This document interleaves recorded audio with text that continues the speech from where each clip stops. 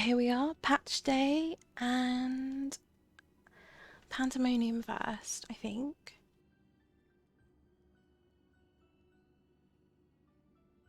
Might do it with static later for the first reason, and second, I'm a little obsessed with Elidibus, assumed to be Themis, so it would be nice to see this story.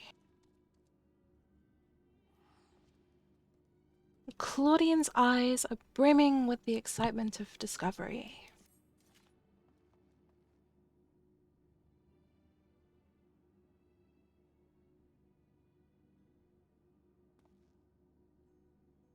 Sister, I've made a breakthrough. After uncountable days and nights, I finally hearkened to the crystal's whispers, and I must say... Hi, Camo!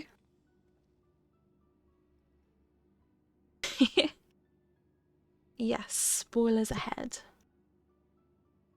Professor Claudian, where are your manners? While I understand all too well your enthusiasm, I must remind you that even the most academically inclined prefer a composed recounting of events. Ah yes, of course. My apologies, sister. Being consumed by my research for so long, I am afraid I have quite forgotten how to engage in civilized conversation.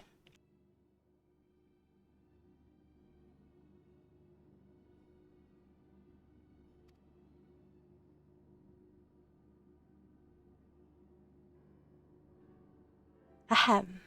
In that case, perhaps we should start from the beginning, with a crystal set adrift upon the ethereal tides, containing the memories of a party yet unknown. They cried out for deliverance from Pandaemonium, where the ancients kept volatile creatures under lock and key. You yourself witnessed the power devouring the facility from within, and the advent of a divine monstrosity wrought of mythic beast and powerful mage. Fortunately, your martial prowess and the combined magical talents of your companions Themis and Erechthonius was sufficient to restore order to the circles of Asphodelos, but the greater threat remains. In the depths of Pandaemonium, a presence yet stirs, its intentions and identity shrouded in mystery. That is the issue at hand, is it not?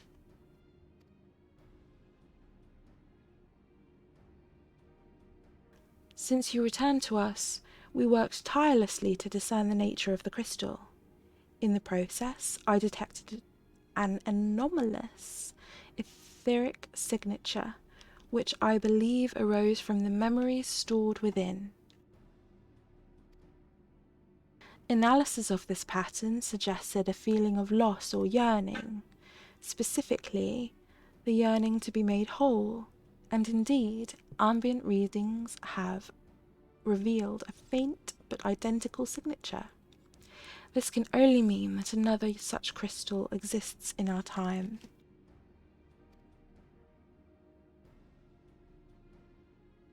So, my friend, I must depart to search for it forthwith. By tracing the matching etheric signature to its source, I believe it will be a simple matter to find our crystal's twin.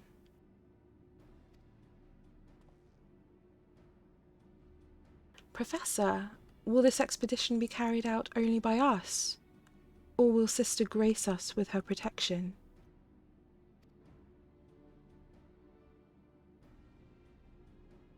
I'm afraid she has more pressing matters to attend to, my dear Roussillard. Namely, to seek out the secrets which lie nestled within Pandaemonium, where this all began. From all that we have heard, it appears that time traversal from the Crystal Tower is not fluid. That is to say, one can but travel in predetermined intervals. It would be prudent to check in on occasion, in case there are any unanticipated changes.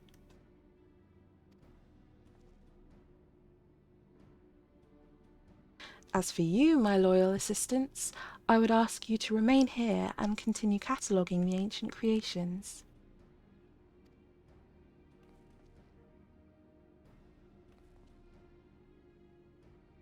You can't mean... Do you intend to search for the crystal on your own? Why, yes, that would be the most efficient use of resources, would it not? In fact, I have already commissioned a ship and pilot for that very purpose. I trust you to take good care of the laboratory in my absence.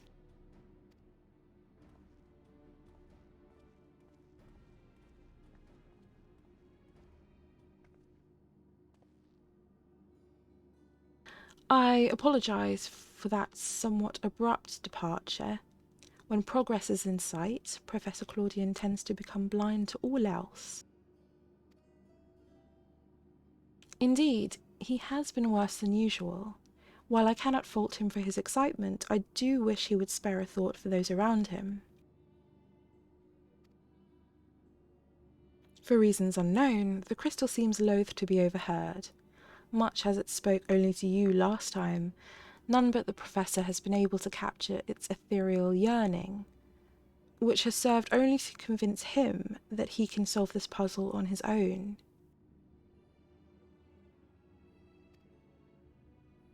Surely after some time alone he'll come to remember how valuable we are.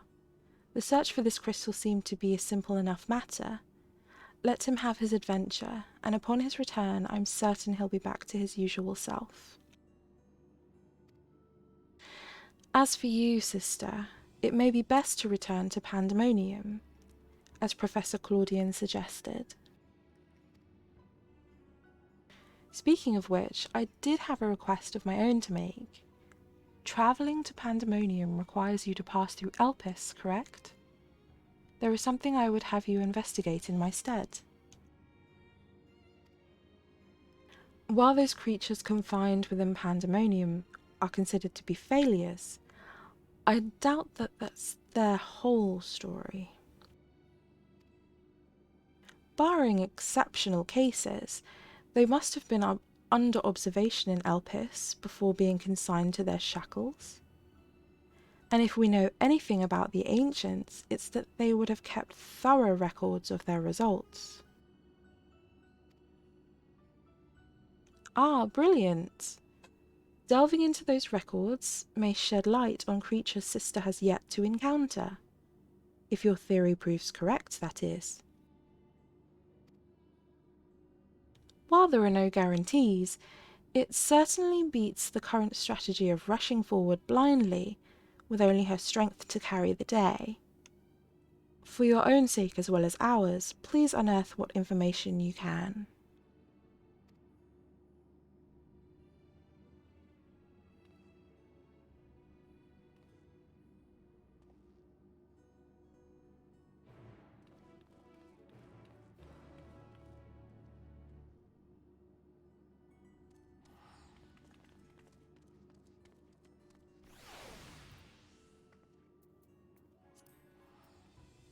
back to Elpis.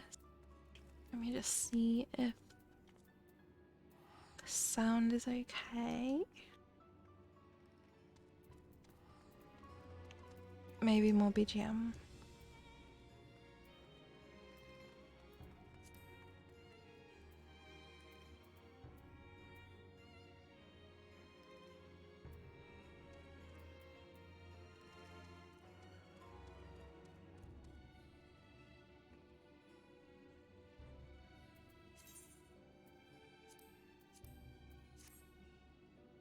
Hopefully that's okay.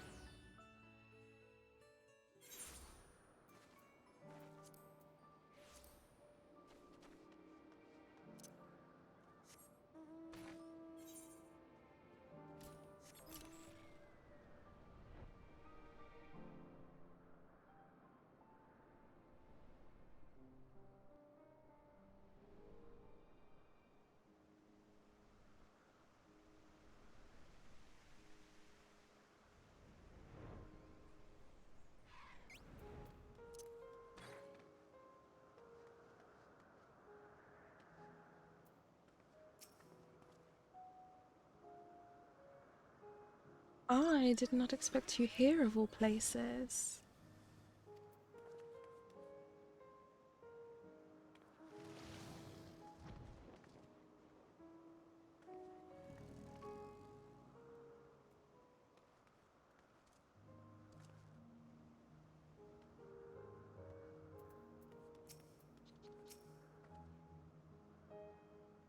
You seek records of Pandaemonium's creations.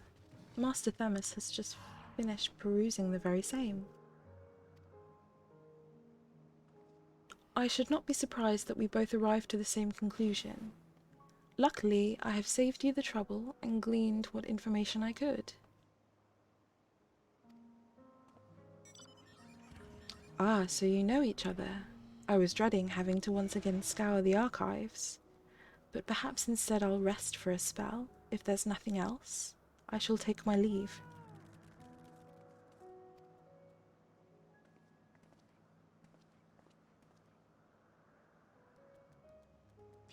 As should we, for I have undone the warding sigil blocking the entrance to Abyssos.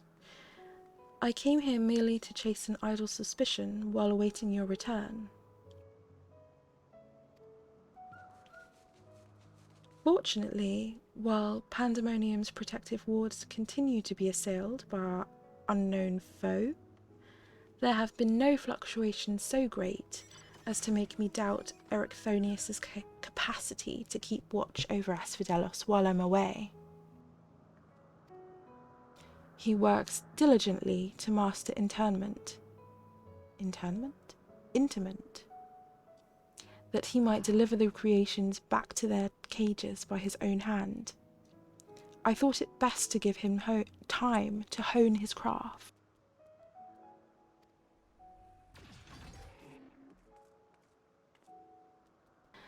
And since fate has brought us both here, I would ask you to accompany me while I attend to another matter, more idle suspicions that I would like to chase down. Rest assured, it shall not take long. I simply have a few questions to ask an acquaintance of mine. Come, he has agreed to meet us near the naos to Pandaemonium.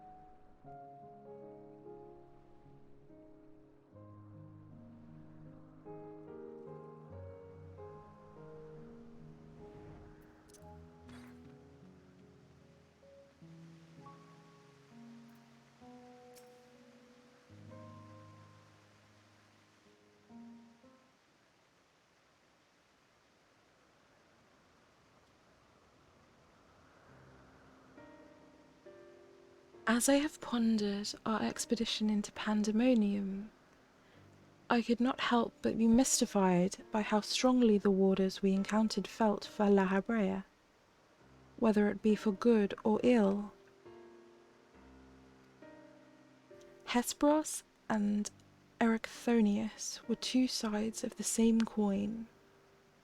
The former looked to his mentor with absolute devotion, while the latter looks to his father with bold hatred.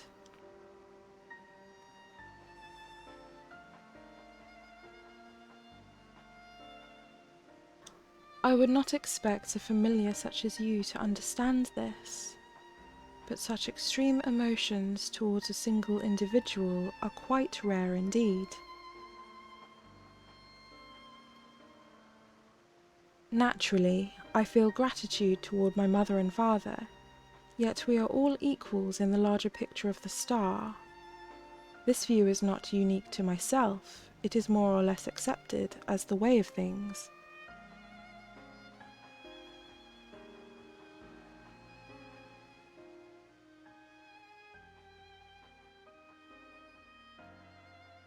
By contrast, the researchers of Pandaemonium seem to view La Habrea with a feeling approaching obsession. Whether driven by love or hate, they have all been drawn to him.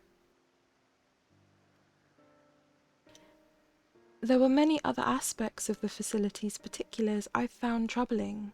Besides, I decided the best course of action would be to go straight to the source and pose my questions to a member of the words of La Habrea.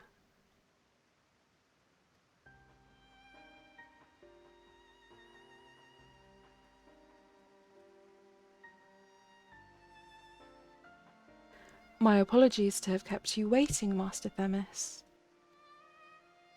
I understand you are conducting an investigation of Pandaemonium and wish to know of its origins. Indeed, in particular, I wish to know why exactly Pandaemonium was built directly under Elpis.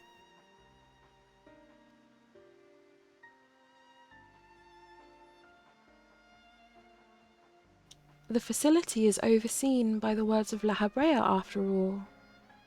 Why keep it so close to Elpis, whose governing body has no say in its day-to-day operations? At first I thought it to be simply a matter of convenience. Those creations which were deemed failures by the researchers of Elpis could be easily ushered into their new homes.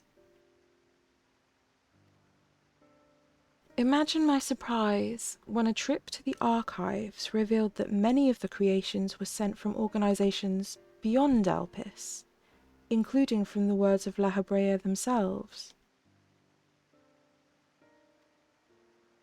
Given this, albeit limited information, I cannot but feel that the Academia Eneida would have been a more fitting locale.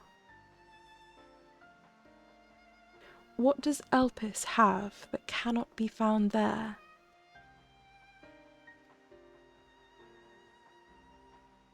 These are fitting questions, and ones we have asked ourselves many times in recent years.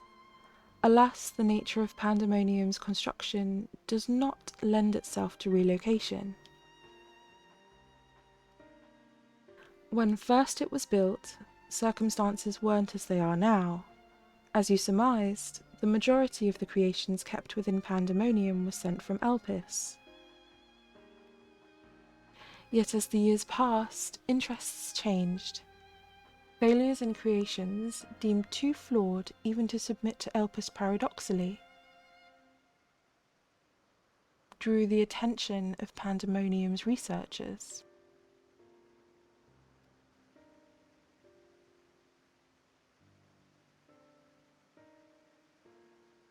That is quite the change, and in fact, it almost runs counter to the facility's original purpose.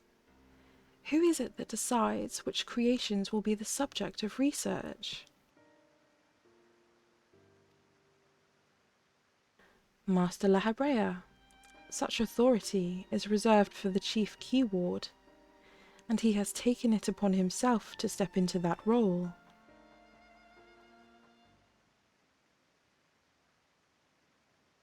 So if Pandaemonium's resources were being misused, it would be under La Habrea's authority, correct?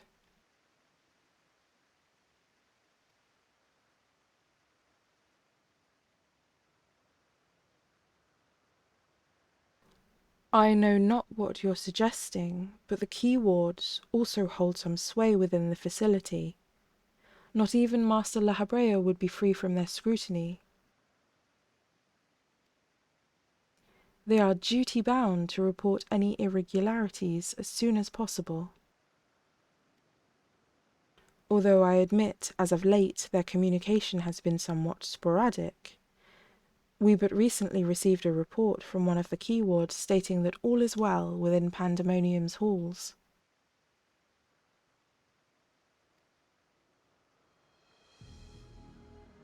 Really? And you are certain that a key ward sent it? Yes, of course.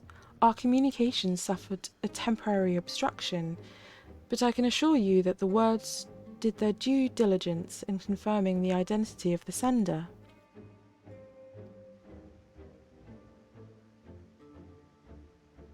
Thank you.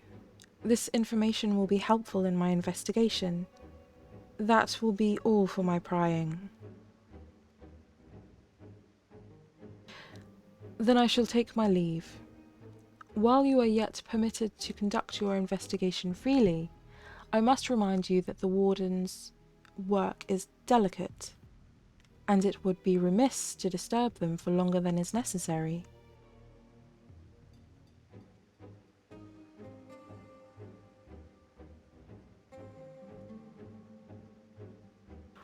All is well, a blatant lie, and to that we can both attest.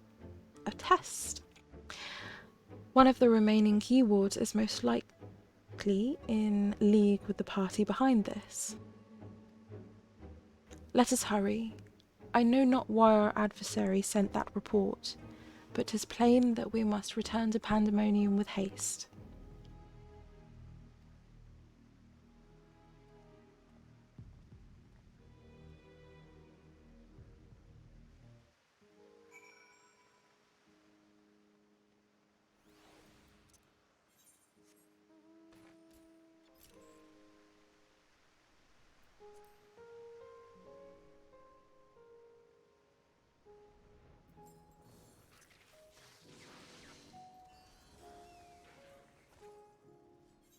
Let's change out of our swimwear.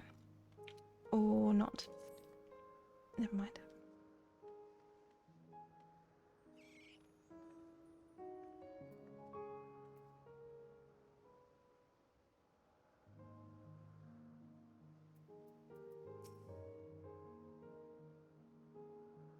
I cannot guess as to why this false report has arisen now, but it certainly bodes ill, as does the knowledge that our mysterious mastermind has at least one more keyword to puppet.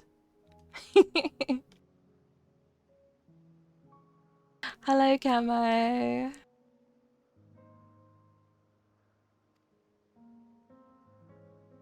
Regardless, they have tipped their hand, and we would be remiss to leave Erechthonius at the mercy of their machinations. Let us hope no harm has befallen him.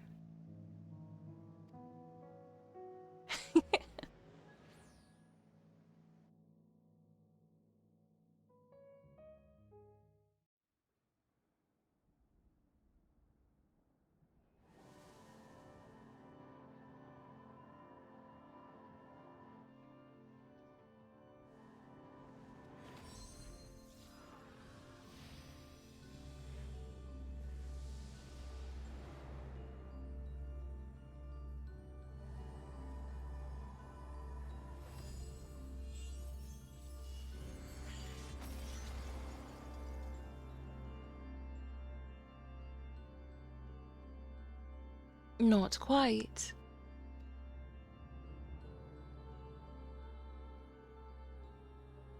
I've traced these sigils countless times, yet still I lack the strength to maintain the spell.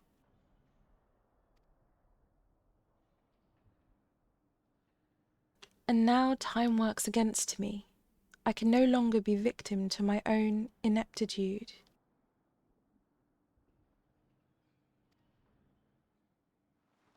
What? Who goes there?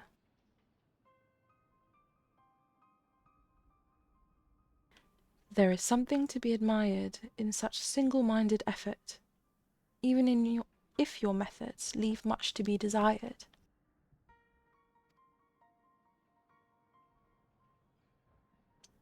You allowed this familiar to catch you unawares. Have you set your sights so high as to forget you walk upon the earth?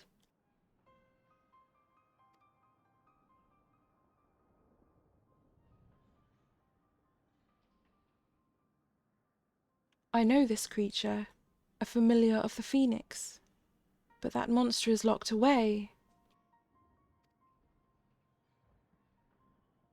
That it is. In spite of the trouble I went to in freeing it, I might add. Begrudge me for addressing you in this ill-fitting form if you must, but with control of Asphodelus wrested from my grasp, 'tis simply the best I can offer you. Hide if you will, but mark my words, I will find you, and make you pay for the chaos you've sown. Now, there is no need for such hostility. A calm heart stays the course. The wisdom of La Habrea, your father.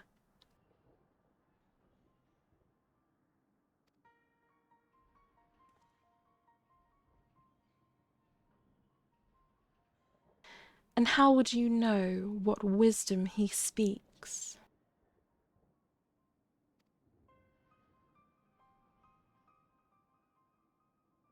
I have heard those words many times, the scolding of a tutor whose students struggle to grasp the most rudimentary lessons, seething with disgust. No.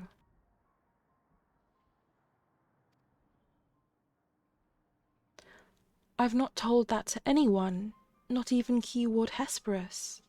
That can only mean one thing. But still you insist on mocking me.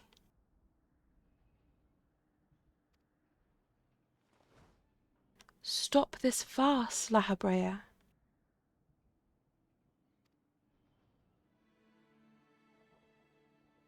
At last you move to keep up. Pity that you remain behind, nevertheless.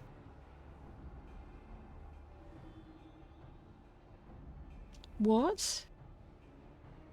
As ever you are, always you fail to learn, fail to understand, fail to act.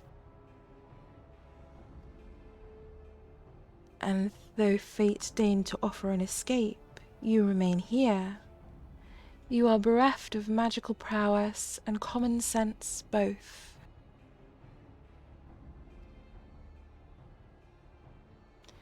But you need not despair. Dull though you may be, you are yet indispensable to Pandaemonium's great experiment.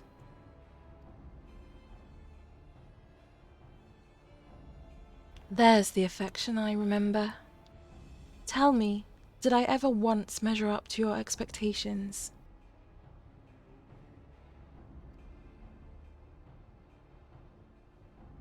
You shall. Take pride in that, and rejoice to see your wish fulfilled.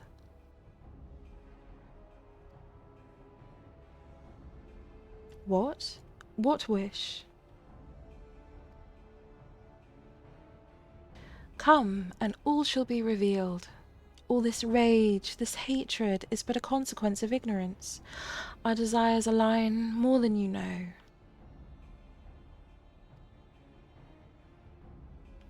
What are you?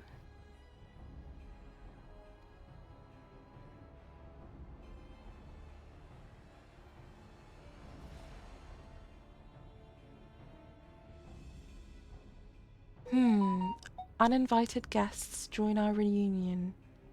It seems fortune no longer favours you.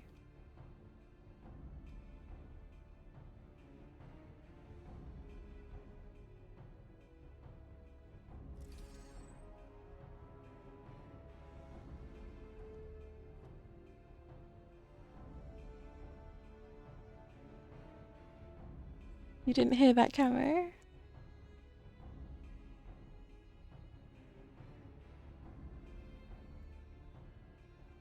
Do you think I have any interest in listening to your prattle, let alone bowing to your will? I am no longer a child, and my faith lies with those who have earned it.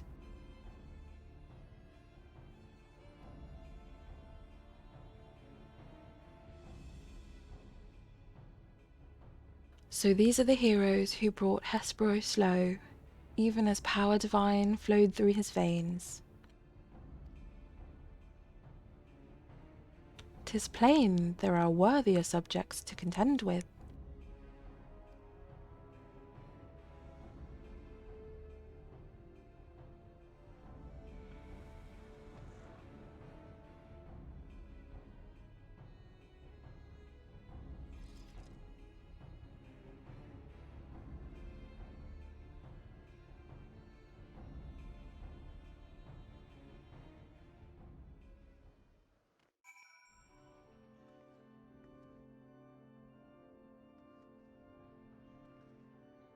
He did the furrowed brows.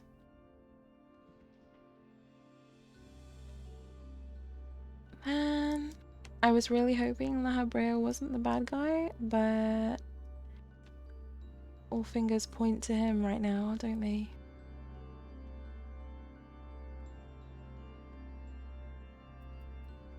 Hi, Themis. Just what was that familiar after?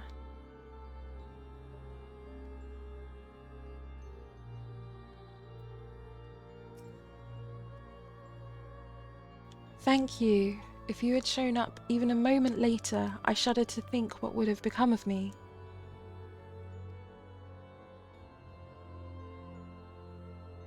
Camo says, are they really going to make Lahabrea the evil maniacal? Yeah. Laugh man twice. It looks like it, doesn't it? I hope not. I hope not. There has to be a twist, right? Okay, Eric. There's something I must tell you. I know who's behind this. There is but one person who can hold thrall over familiar, creation, and keyword alike.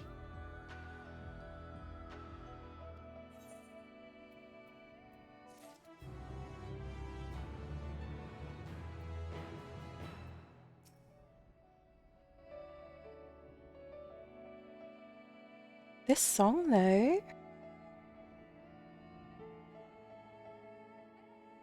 I like this a lot better.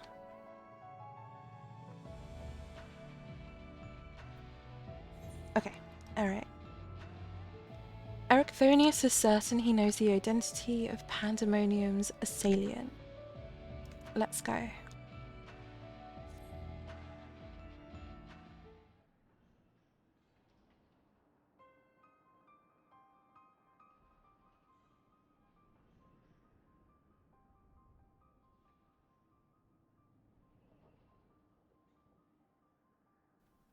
And so there can be but one conclusion. La Habrea was the driving force behind the chaos from the start. There is logic to that. There are few with the wherewithal to even consider experimentation on such a scale, let alone the capacity to create demigods from man and beast, with the rest of us none the wiser. Considering the magnitude of his work with the convocation and the words, his relatively minor role as chief keyword comes under little scrutiny, even as it provides him with the authority to wield dangerous magics. It may serve as veil and mantle both.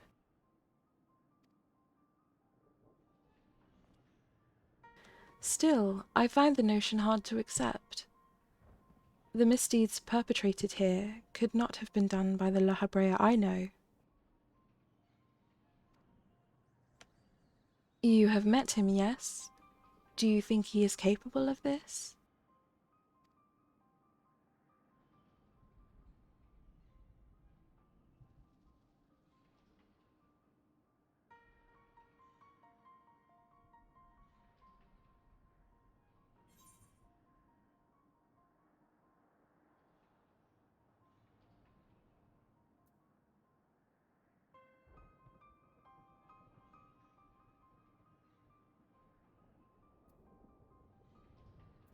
It's still too early to say for certain.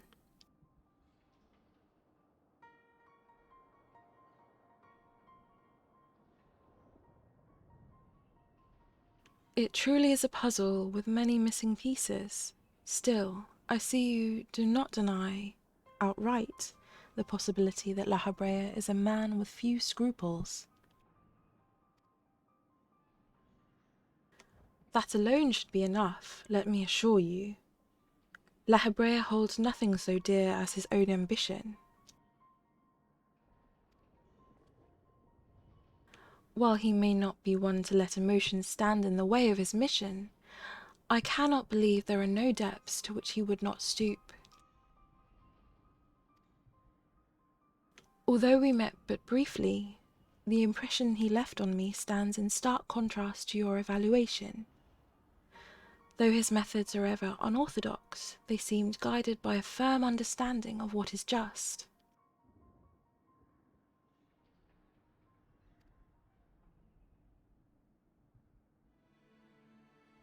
There's one way to find out for certain.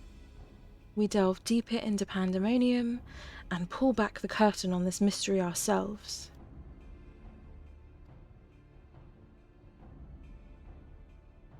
A wise course. I would not deny the truth if I saw it with my own eyes, even if it was discomforting to behold.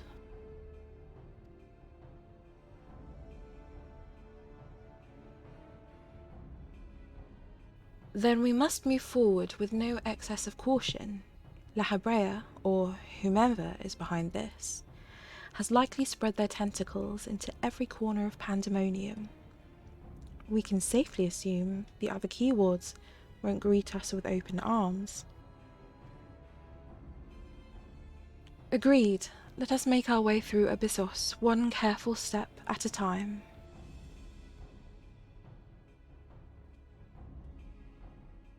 I shall stay by Erechthonius' side, in case our enemies think to target him again. Could I trouble you to take the vanguard?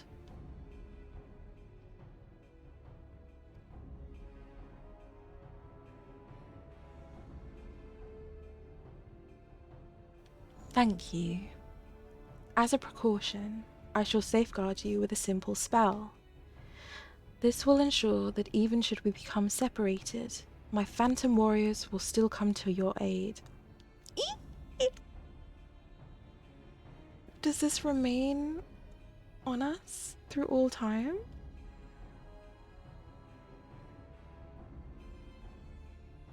Marked by Elidibus? I'm sorry.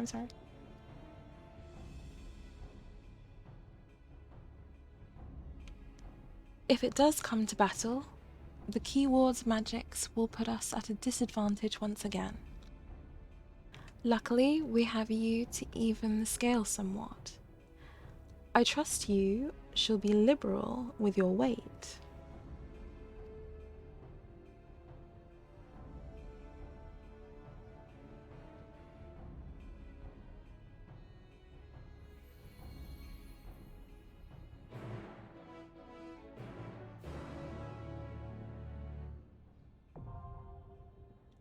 Abyssos, the 5th circle, now accessible. Camo, we're gonna do this together? Yes, of course.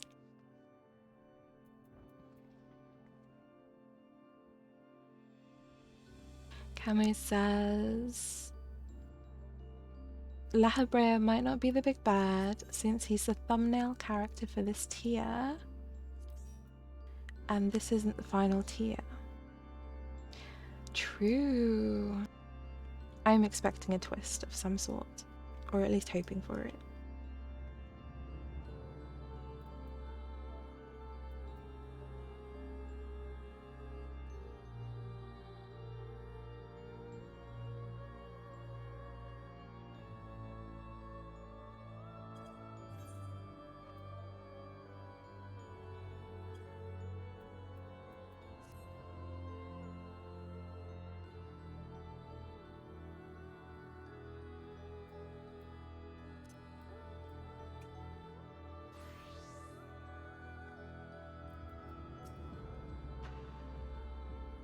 Judging from the demeanour of their familiar, there is little doubt that our enemy has a tight grip on Pandaemonium and its denizens.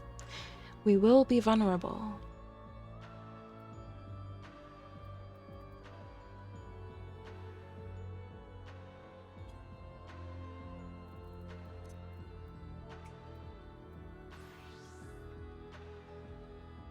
Alright, are you ready, Camo?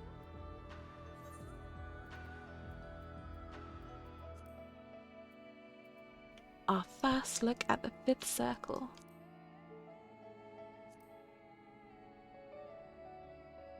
Born ready?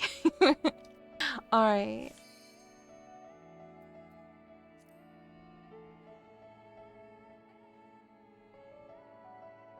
As if to confirm the warder's suspicions, a familiar appears in the halls of Asphodelos, claiming to be none other than the chief key ward himself.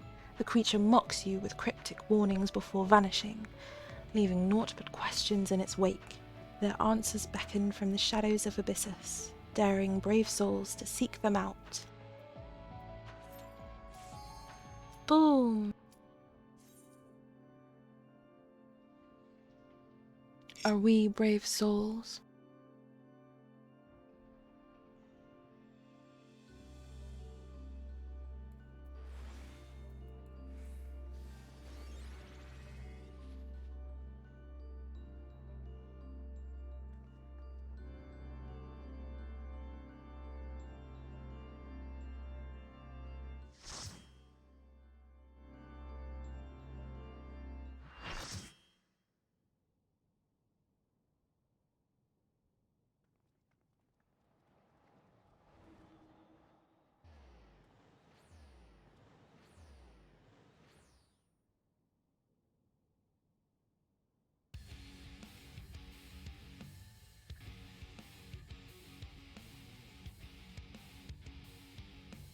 Whoa, this music.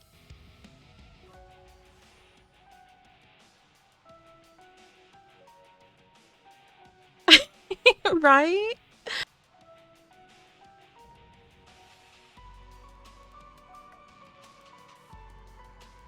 Proto Carbuncle.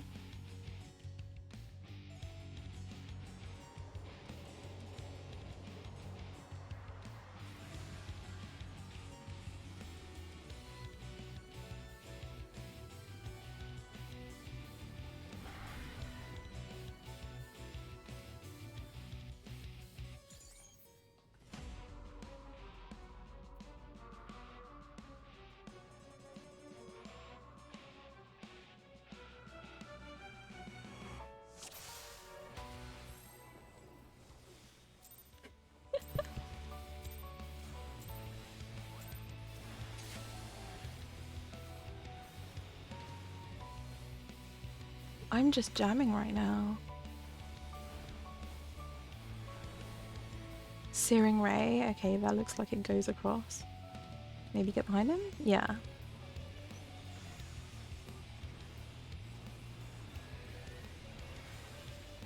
Ruby Glow.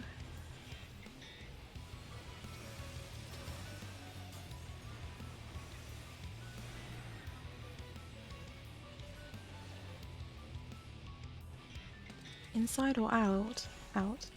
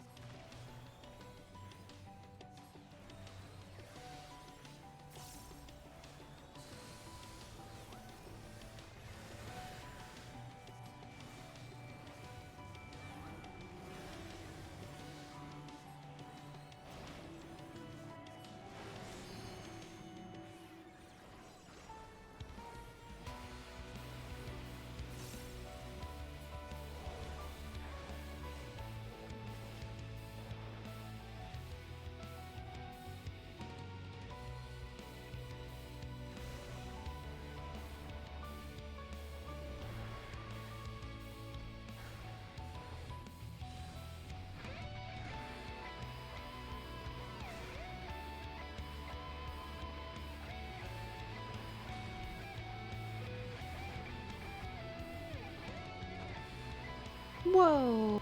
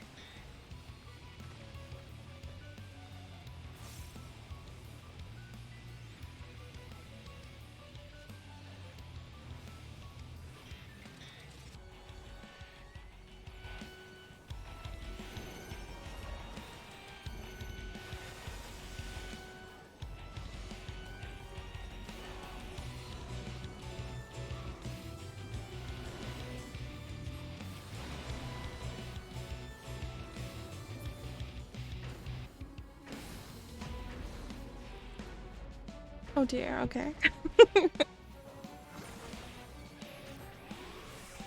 Indicators, and then performs the sequence afterwards.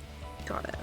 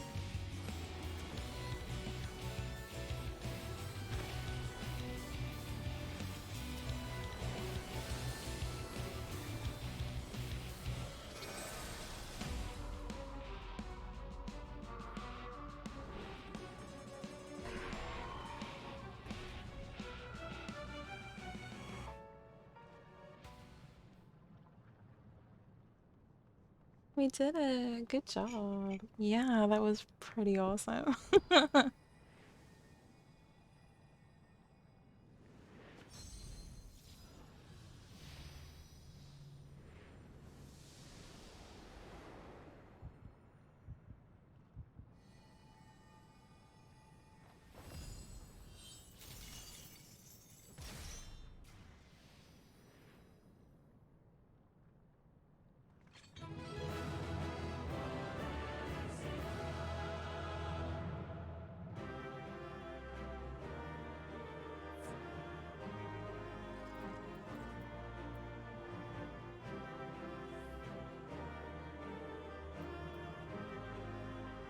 Didn't even check what I should get.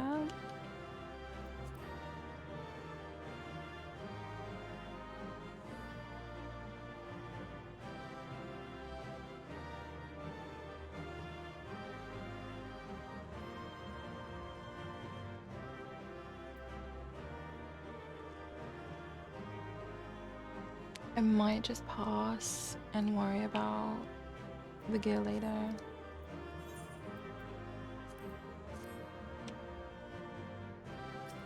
Yeah.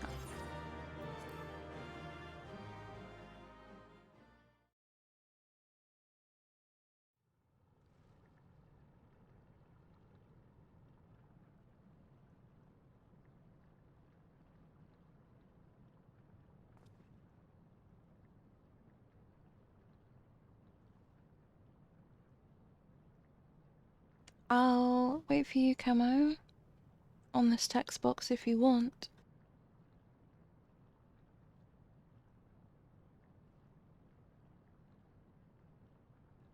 You got a ring? Congrats.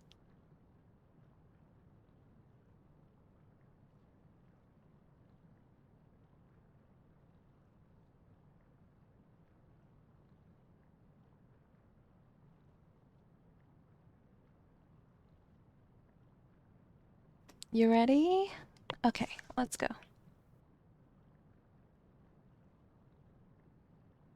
So this is where research is conducted on creations imbued with poisons and venoms. Erichthonius and I were conveyed not far from here. It seems our foe is finding it more difficult to surprise us.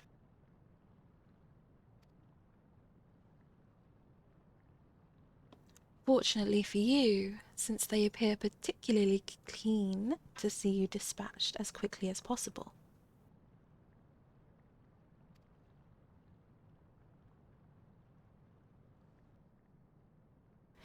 Even alone, you are a force to be reckoned with. Part of me is glad you emerged victorious, that I might observe you further.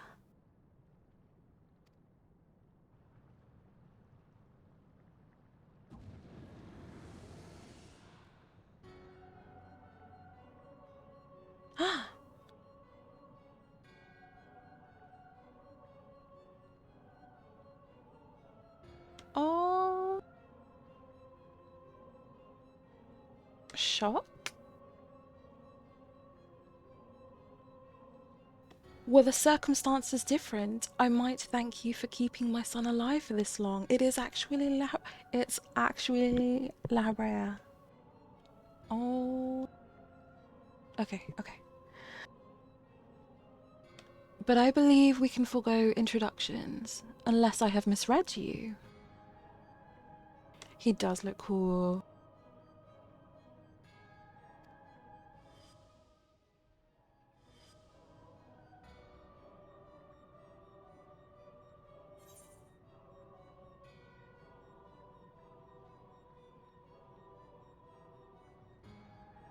Am I supposed to know who you are?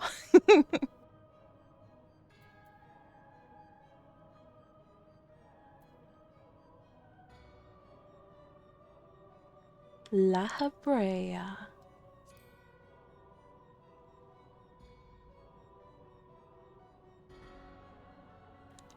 Passably perceptive. Yes, I am La Habrea, of the Convocation of 14.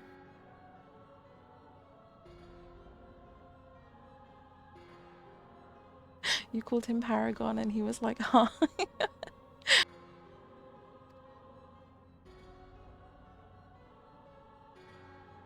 If you truly are who you claim to be, then answer this question. That can wait. Wow, rude. What is this?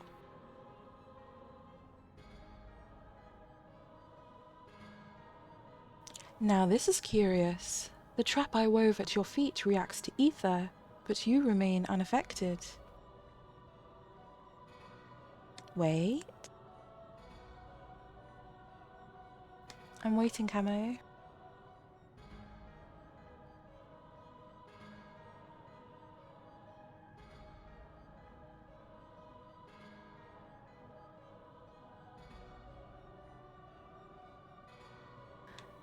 His face model feels low-key like they put more effort into it than most others. Just wanted to comment on that. Ah. Yeah, it does. It's pretty good.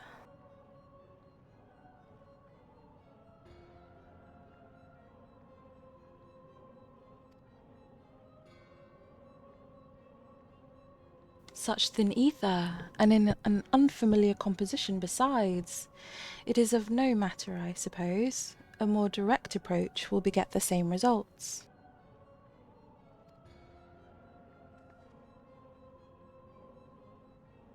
I would advise you to think carefully before deciding your next action.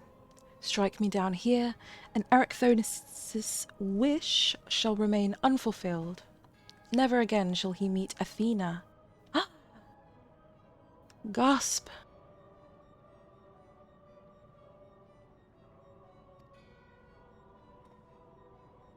Mother, you would dare hide behind her name. Listen well, Erechthonius. We are of the same mind concerning your mother. You have your allies for protection, so what harm is there in hearing me out?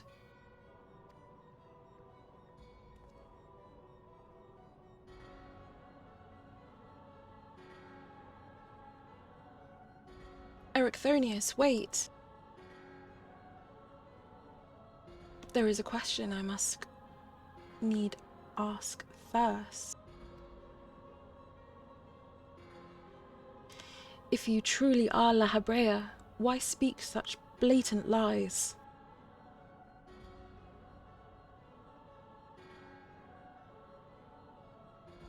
Bitter in defeat, are we? Say my name.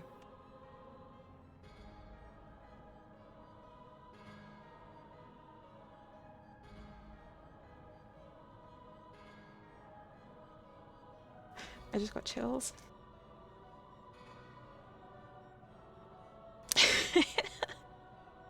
Camo says he said the Breaking Bad thing. He said the thing.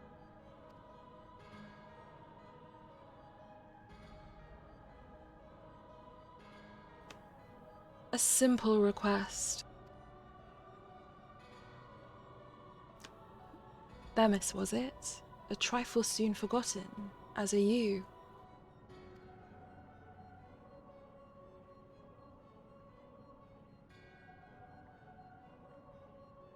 I have my answer. The La Habrea that I knew took pride in the convocation and would never suffer its denigration.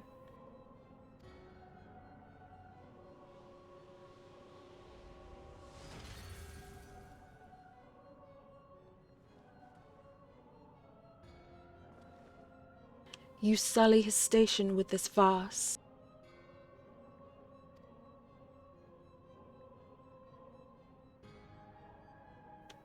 Themis, what are you saying? La Habrea and I hardly saw eye to eye, but I know his voice when I hear it.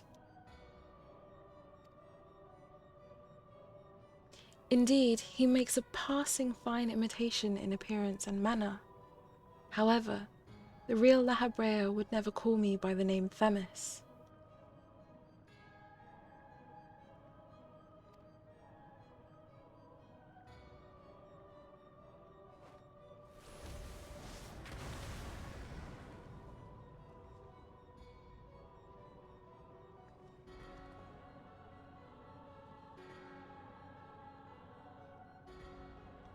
What trouble have you gotten yourself into, Elidibus? Oh!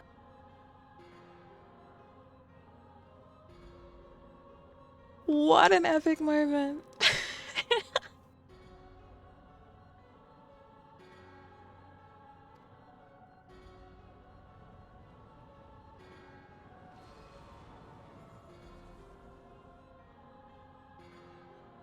Imposter! You have no right to claim that form, that mask.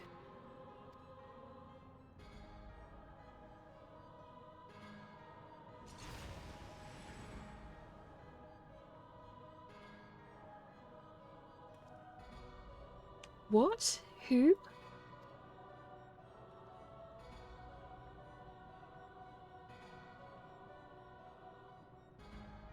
'Twas a mask that sickened me to wear.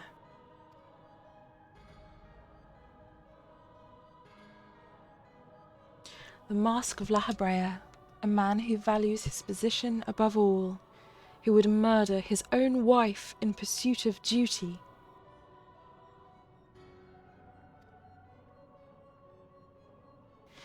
Yet you would assume my name and wield powers that are mine by right.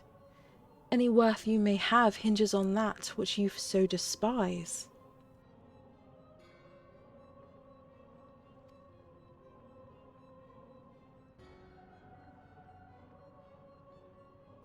Such trite provocations. I will not be goaded into finishing this ere my work is done. Erechthonius, listen well. I am Hephaestus.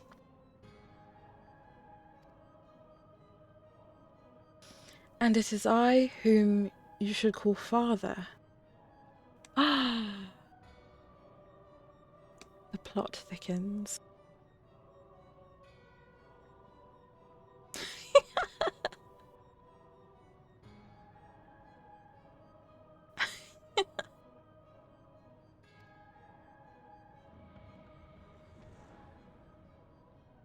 And he just teleports away. What in the name of creation?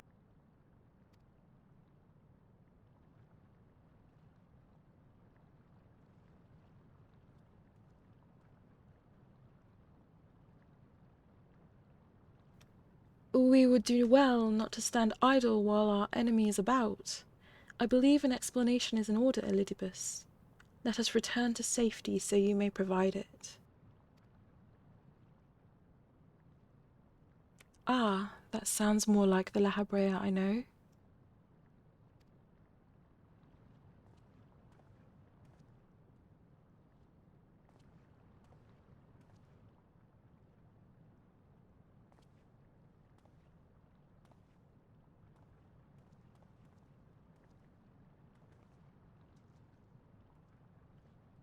Before we depart, however, I must offer you an apology.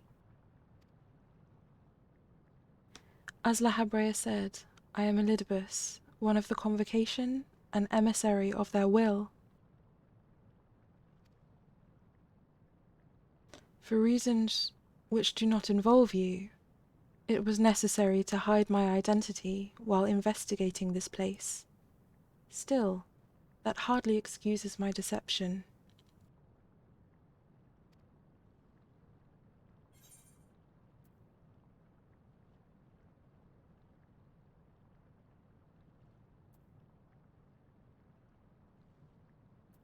I had a feeling.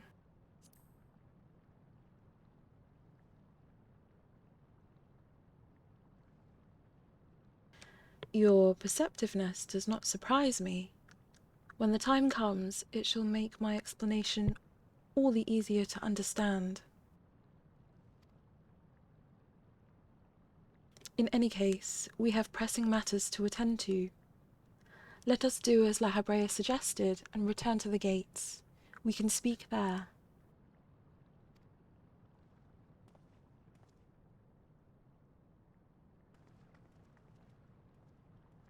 Please help him. Save him.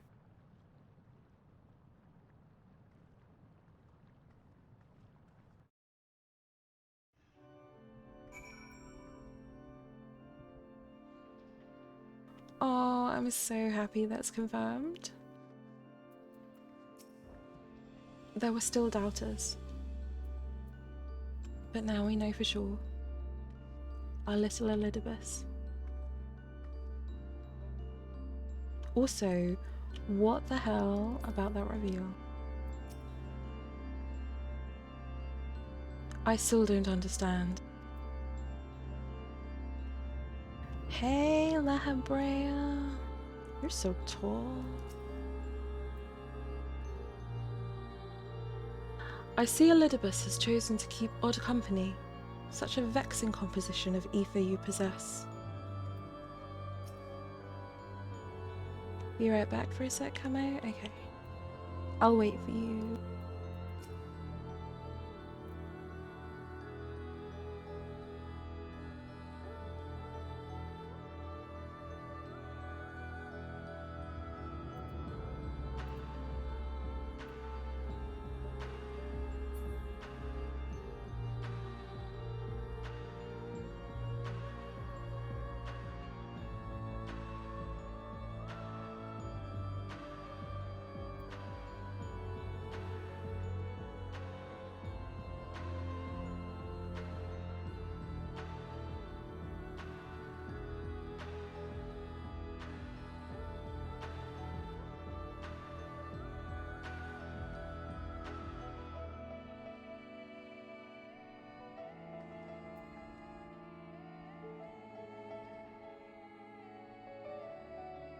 Is he sleeping while standing?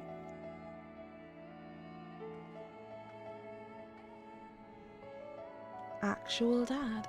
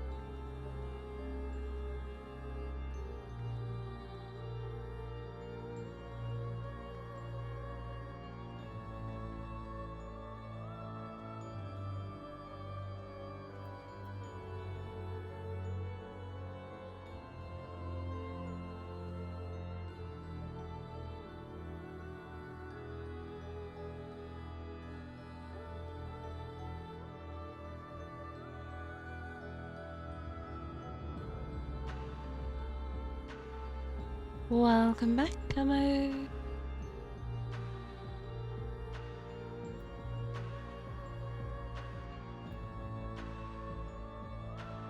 Alright. These two have a lot to discuss, I think.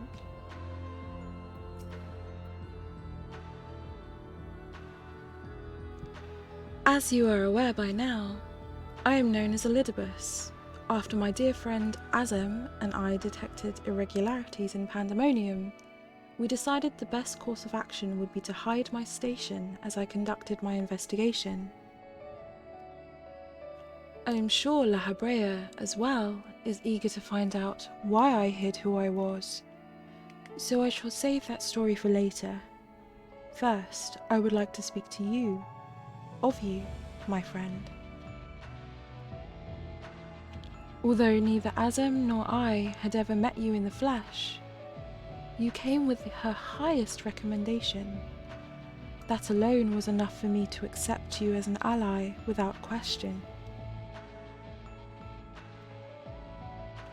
That somewhere in the world a guiding star so similar to herself was out there, amused Azem to no end. There was not a shade of doubt in her heart that she would be a formidable ally.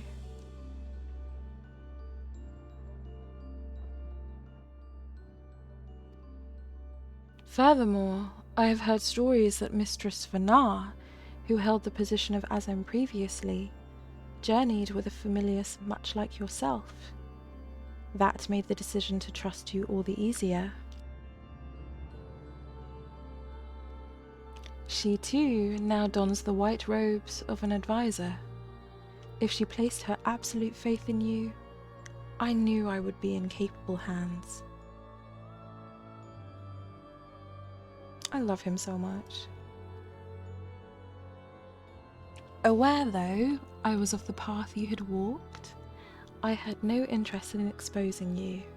I merely wanted to meet you, to travel by your side for a while.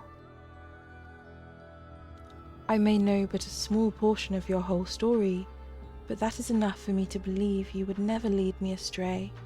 I wanted to tell you that.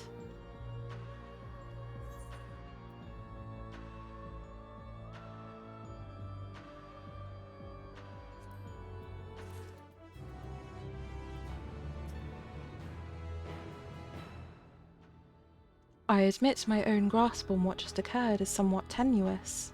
Doubtless La Habrea can elucidate matters for us.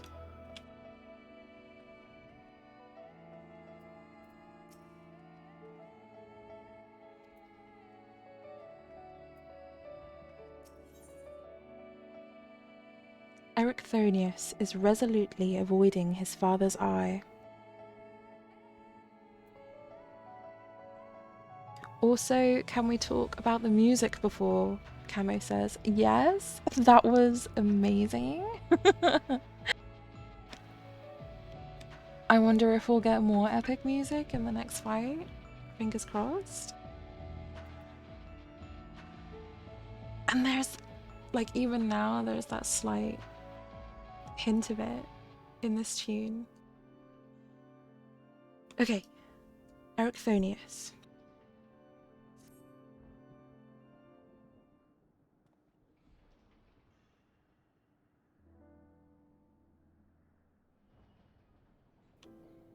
I don't know how long it's been since we last spoke, La Habrea.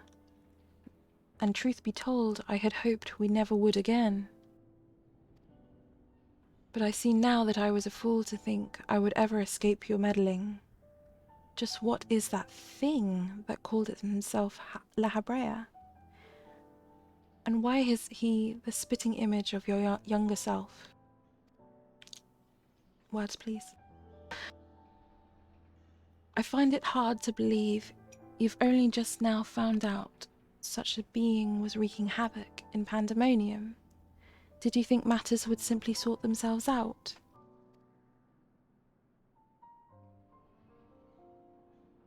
I suppose you deserve at least a cursory explanation. I was well aware of the anomalies occurring within Pandaemonium, including the fact that Azem and Elidibus had taken it upon themselves to investigate. I saw no reason to insert myself into the situation. For a time, that was...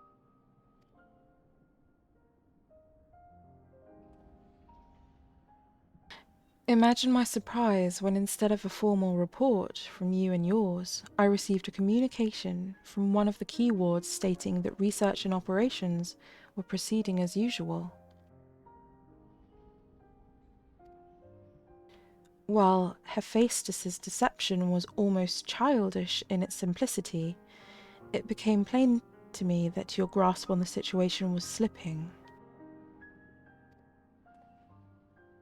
So you knew of his existence from the beginning?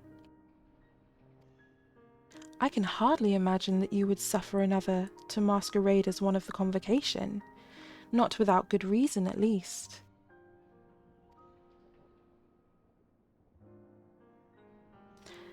As you well know, the name La Habrea is but a marker of my station. 'Tis not the name I was born with. Hephaestus has claimed that for himself. I cannot fault him for it, as he is my other half, in a manner of speaking. He knows all that I know, my equal in every way. Yet within his heart is naught but greed, envy, and desire, all the emotions that we are loath to acknowledge within ourselves.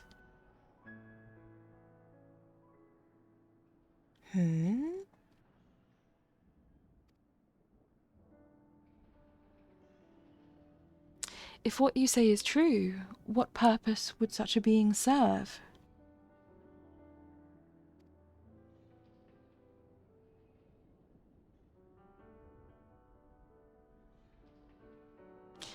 He is the product of experimentation gone awry, a reminder of the days when I was yet young and reckless.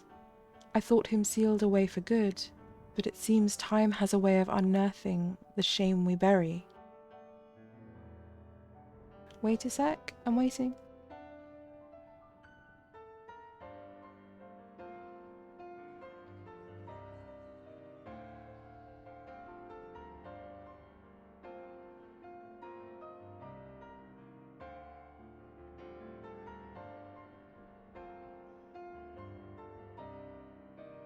Camo says, what if the La Habrea we knew was that clone thing, since La Habrea was super mad evil man, and that doesn't suit this La Habrea?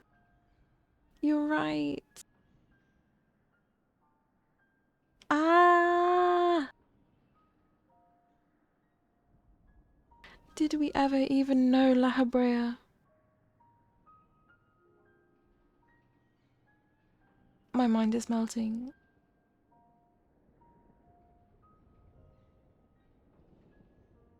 Hashtag good guy La Habrea.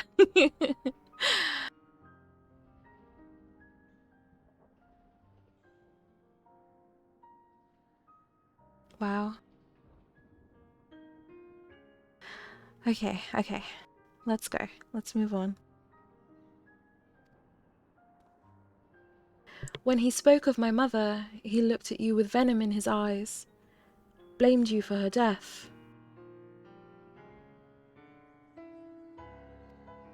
Tell me, was he right to do so?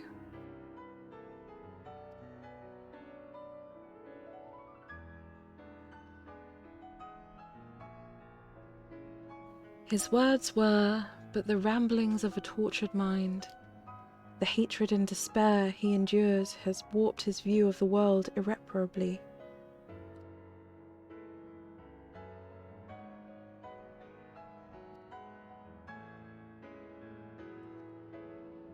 And now that he has awakened, he must be put to rest. If he succeeds in breaching Pandaemonium's protective wards, he shall invite disaster onto our star. As chief keyword of Pandaemonium, it is my duty to decide the proper course of action. As such, I declare that all research shall be summarily abandoned and the facility destroyed.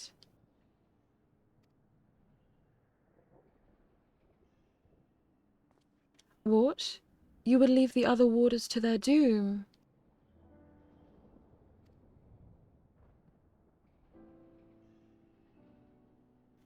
'Tis a choice befitting La Habrea.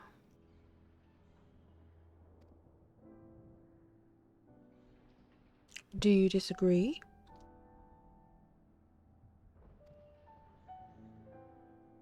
You speak of duty, and ours is to guide our star and its inhabitants upon the correct course. It is no surprise that you would choose annihilation of Pandaemonium if its existence posed even the remotest risk to our people.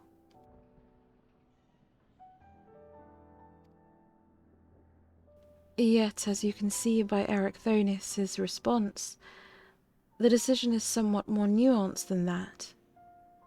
Azam and I grappled with this conundrum for some time, in fact.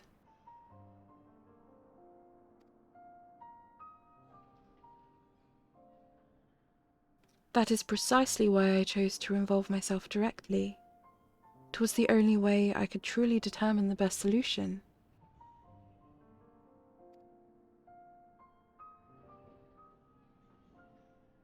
And you need not trouble yourself with that further. The chief keyword must prevent the worst from occurring, no matter the cost. Your feelings, Elidibus, are of no consequence. Have you even taken a moment to consider another path? No? You've spared nary a thought for aught but yourself and your duty. You have no idea of the trials we've endured, the foes that sister has stood against.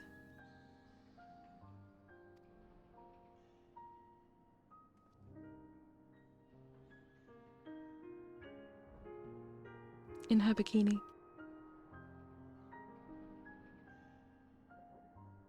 Sister, is it? A being of such ether as I have never seen.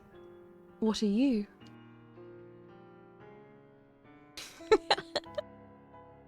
Camo says, you have no idea of the trials we've endured. The Phoenix La Habrea. Yes. Sister, is it?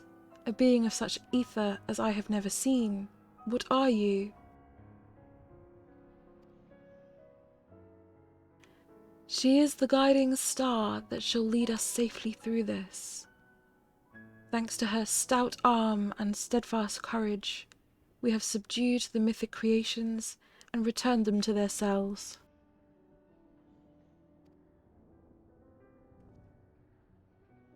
Speaking of which, I would hear your opinion, sister.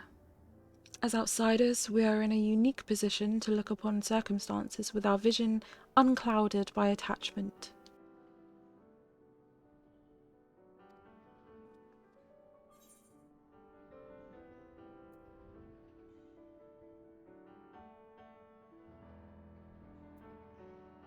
It's too soon to give up on saving the others.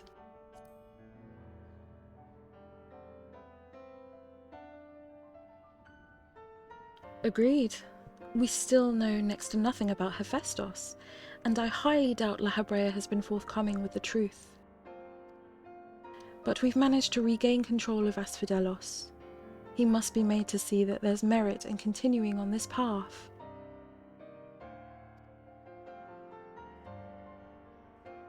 I have it. Speak in your official capacity as Elidibus the emissary.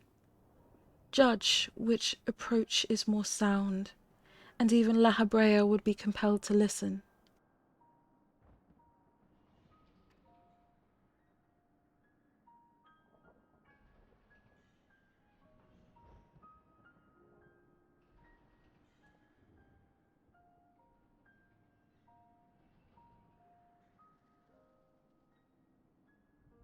As Elidibus, I am duty-bound to assess the matter from a position of impartiality. My opinion as Themis can carry no weight. You understand what that means, yes?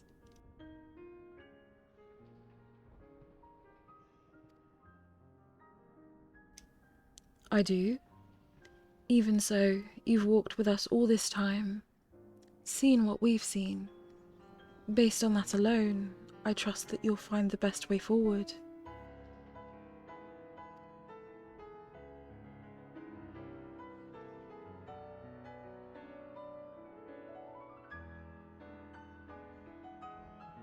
Very well. Then in my capacity as emissary, I shall state my judgment.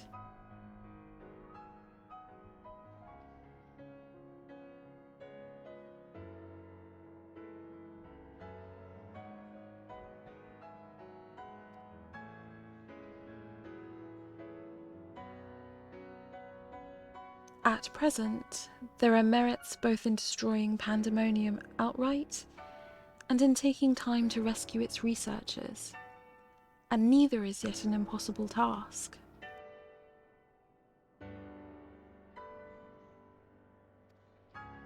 Therefore, I judge that the most measured choice would be to continue upon our present course. We delve into Abyssos, interring any mythic creations we encounter along the way.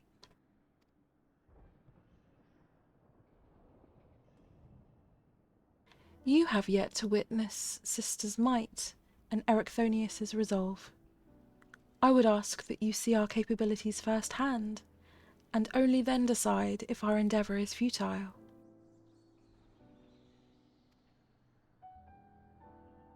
If such is the will of the emissary, then I shall obey.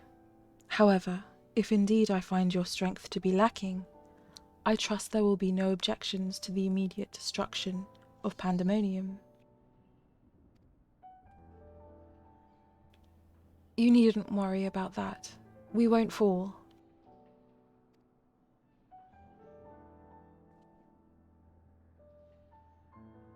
You are bolder than I remember.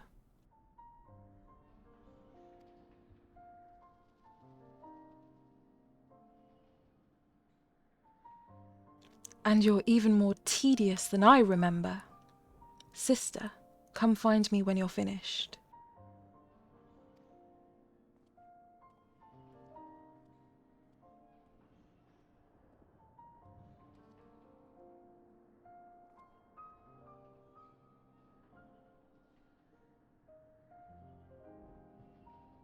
Camo says, I just realised La Habrea does the arms crossing thing Emmet kept doing. Yes. I think they must have been closer than we realised. Sharing nuances. Erechthonius is understandably frustrated, but if we are to conquer Abyssos, we must go forth with clear heads. Pray, lend an ear to his troubles, that their weight might be lightened.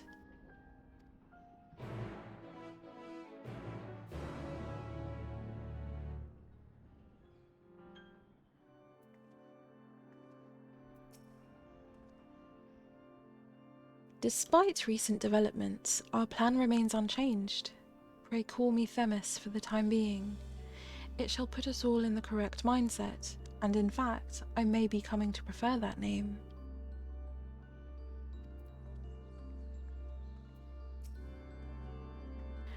You have done all you can with words. Only your actions can convince me now. Oh, he big.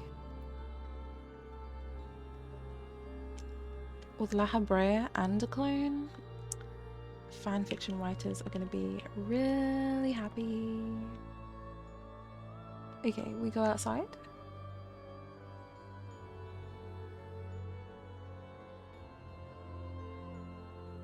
Oh, okay, this isn't outside.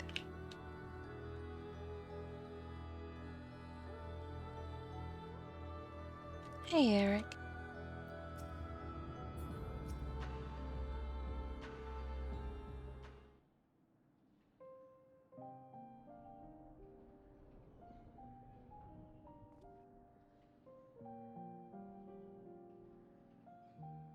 You do have my gratitude, ill-fit as I am to show it at the moment.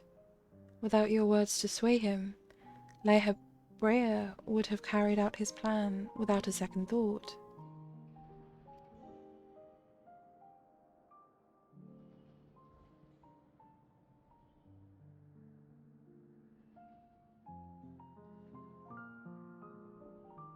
When at first we realized the creations had slipped their bonds, the other key wards did all in their power to restore order.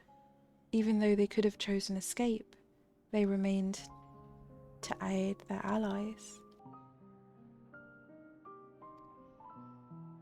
I'm certain not a soul among them would wish to see this facility erased from the world, and they don't deserve to be abandoned simply for carrying out their duty.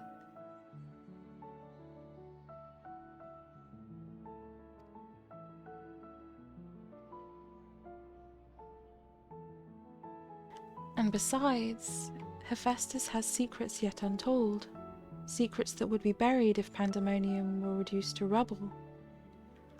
I mean to uncover this truth behind his words, the truth of my mother.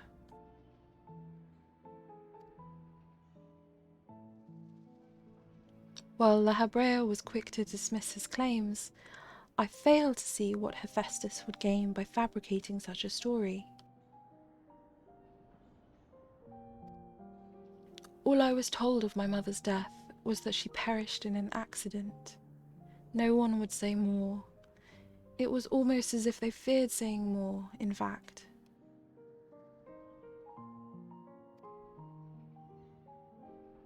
Even if it was not La Habrea that dealt the final blow, we've seen with our own eyes how quickly he can condemn others to die. I only wished to know at last what befell her.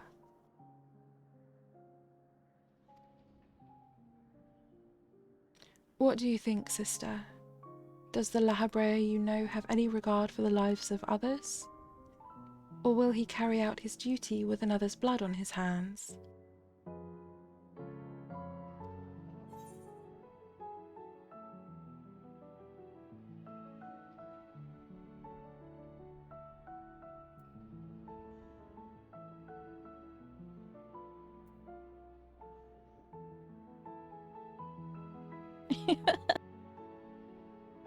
Camo says, wait, he called you sister. Are you La Habrea's daughter?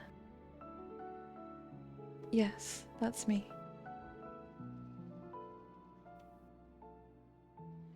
Don't ask how I'm a bunny. Just go with it.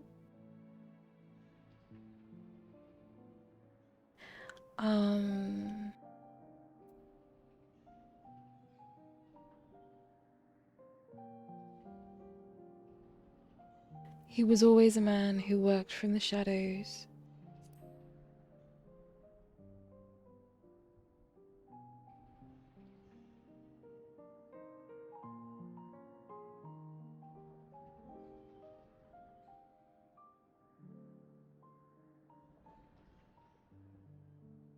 Well, that in and of itself isn't reason for suspicion.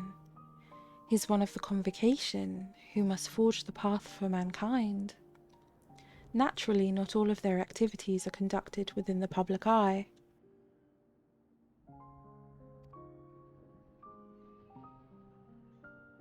But it is plain that there is much to consider. Thank you, sister. It's easy for me to get carried away by emotion where he's concerned.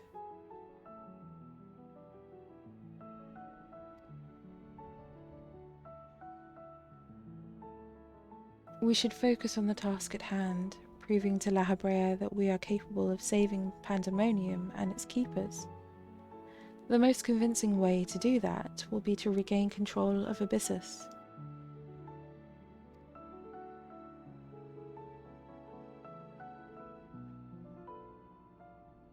Although I'm loath to admit it, he would know more about those depths than any of us. And seeing as how we require every advantage we can afford. Sister, would you speak to him for us? He seems to have a special interest in your capabilities, and may deign to help at your suggestion, if only to see what you can do.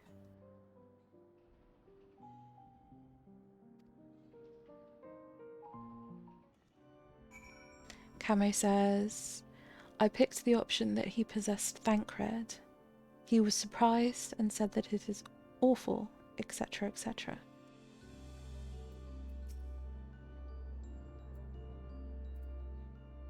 I can imagine he did.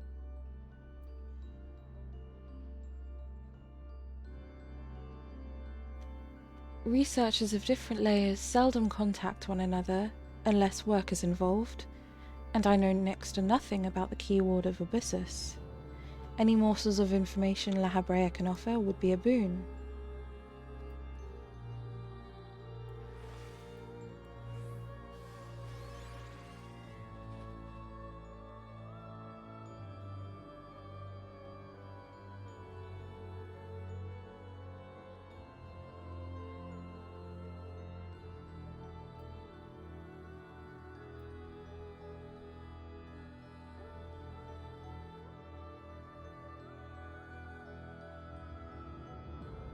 Kame says, you know how tall La Habrea is, right? Now imagine being a small Mikote like me.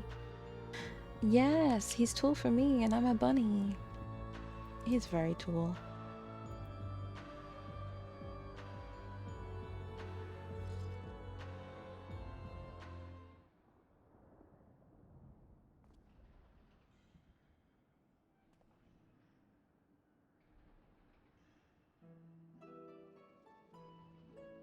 Ericthonius appears to have a deep trust in you, and Elidibus tells me you share some relation to Azem. Your unusual ether does not mark you as a familiar. It is unlike anything I have seen, even among the countless concepts I have observed. To think that I would encounter an existence I could not create by my own hand. Azem never ceases to surprise.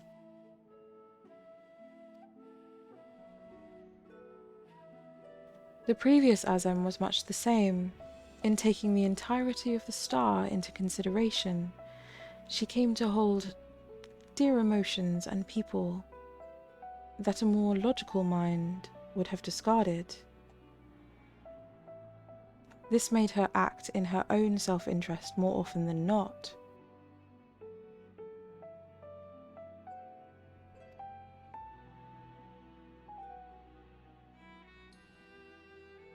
Just as you and Elidibus have conducted yourself in this matter. The true danger of Azem's nature is its tendency to infect all those she comes into contact with. We are infecting people? Excuse me?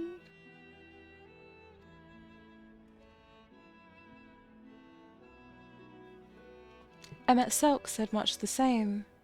Trust that I shall do naught that would violate my duty.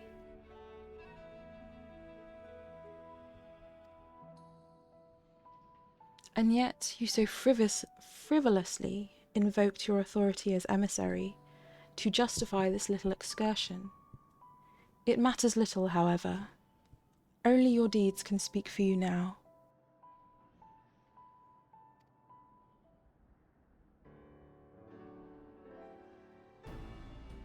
You wish to know more of Abyssus, I take it. Although I no longer have control over many of its functions, I can yet sense what creations lie within.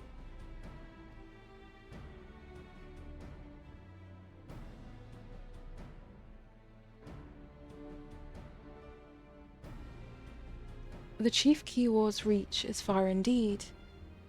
Well then, what do we have to look forward to?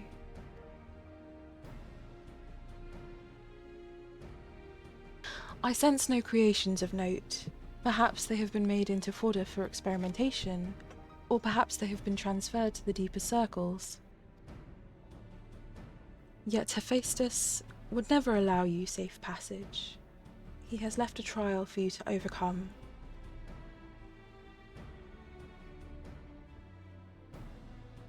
I speak of hegemony. Hegemony. Keyword of Abyssus. Although her presence is stained with marks of corruption, it is unmistakable. Hegemony, hegemony. I knew her as a woman gifted in magic and blessed with a highly logical mind. While I can sense these qualities within her still, there is something else at work.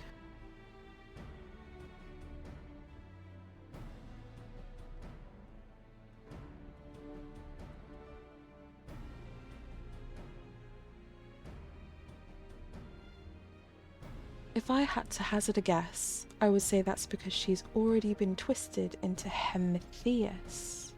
Into a Hemetheus. Doubtless against her will.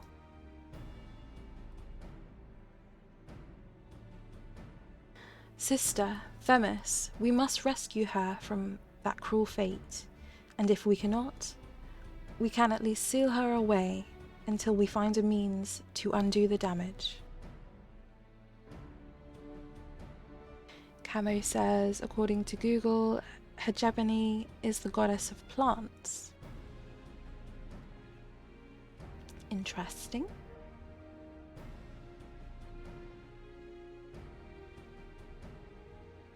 Your allies make you bold, Erechthonius. I very much look forward to seeing how far they carry you.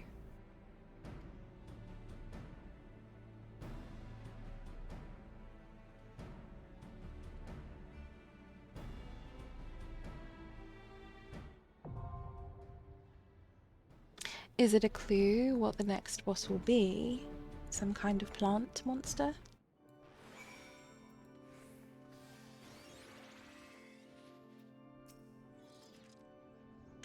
Let us not change a strategy that has served us so well thus far. Bring Hegemony to heel, sister, and Erechthonius and I shall inter her when the time is right.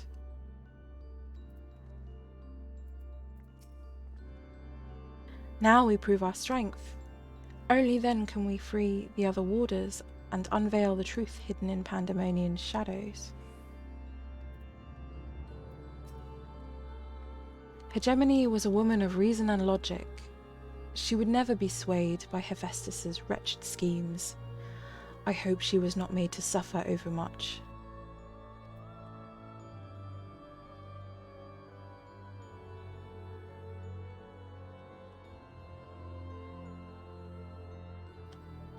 Here we go. Are you ready, Camo? Let's do this.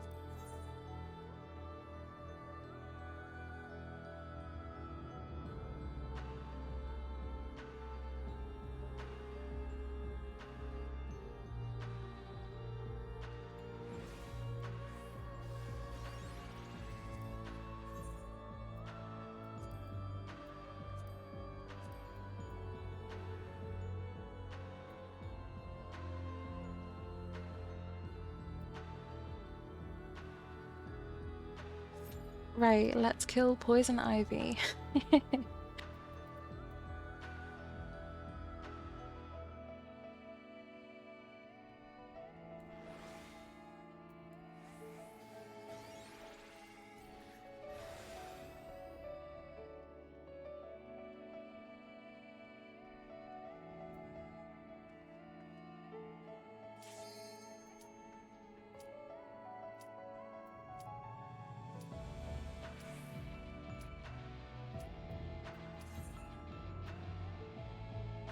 What are his eyes following? Are they following my weapons? That's really cute.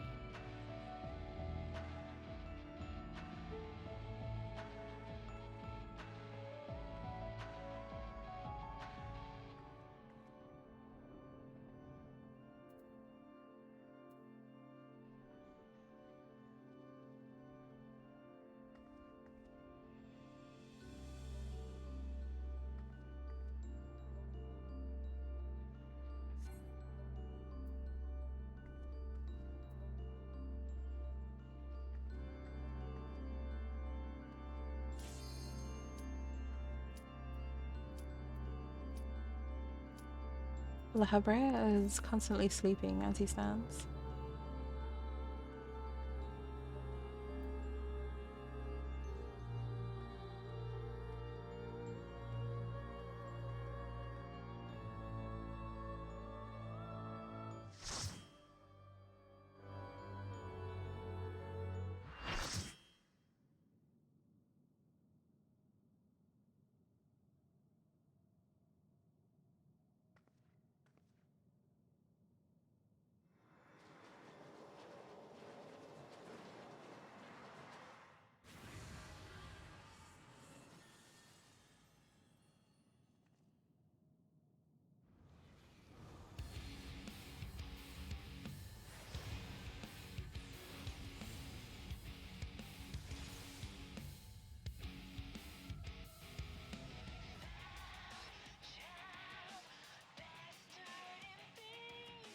The song.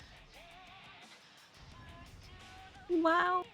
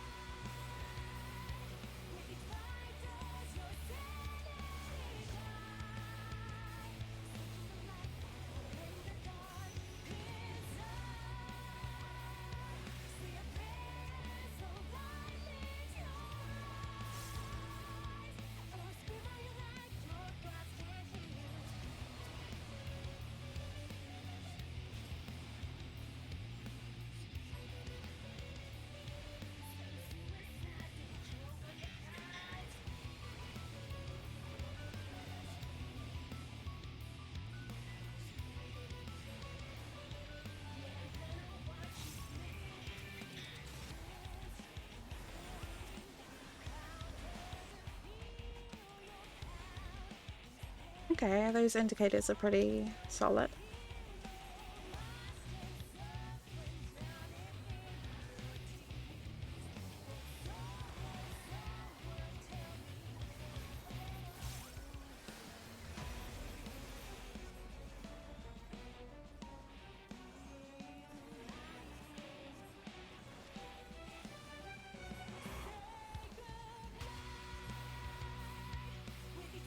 Glossal parasite, which will take control of the body once the effect expires.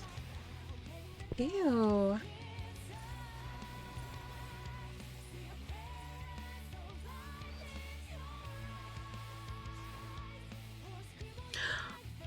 I see.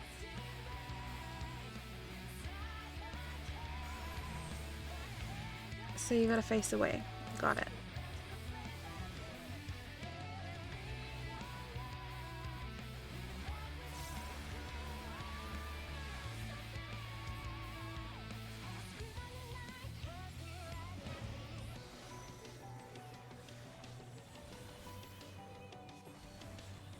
wonder if she'll combine moves now.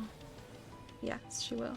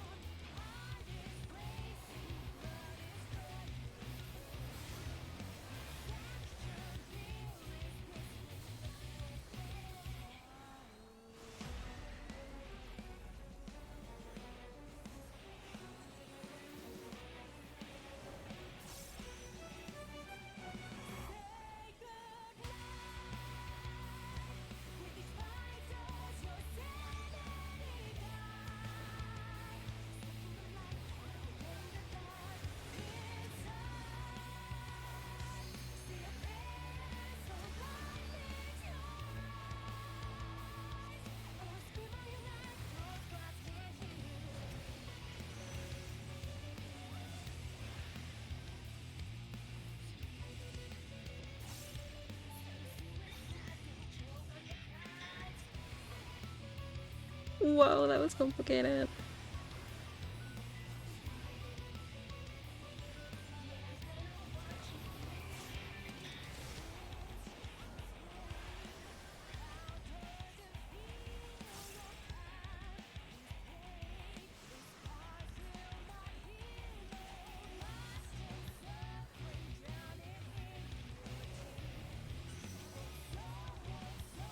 Okay, so these are gonna switch, which will mean this is okay. Yeah, okay, I got it.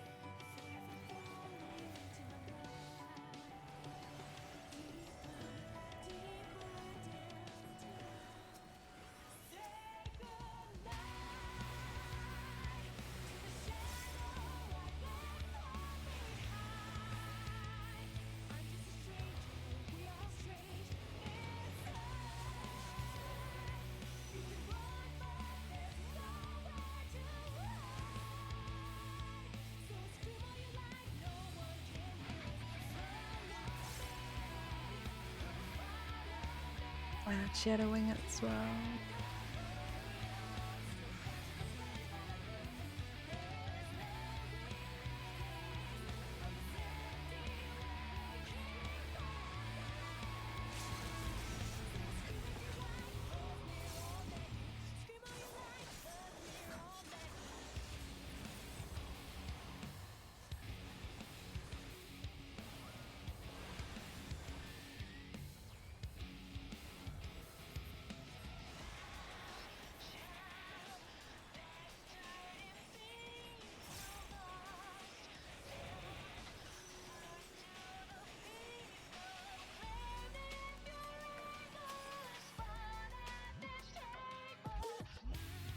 That was so epic.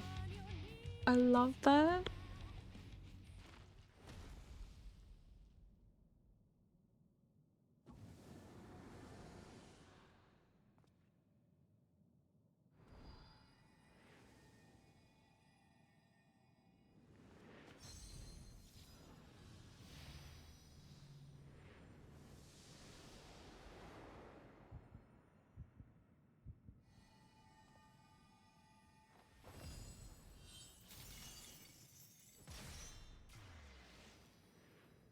She did have some plant stuff indeed.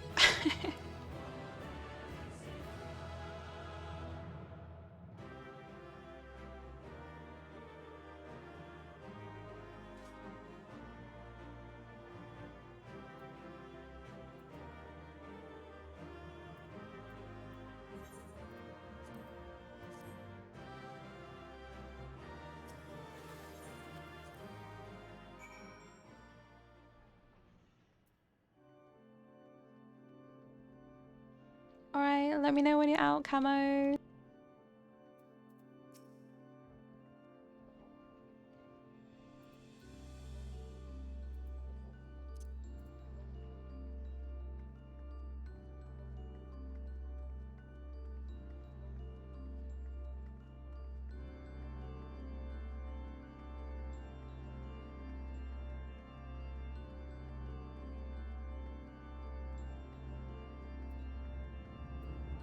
Right? That fight was awesome.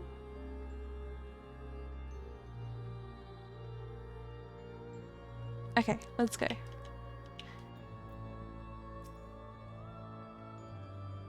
We've won! The key ward is sealed away and alive this time. La Habrea can't deny us now.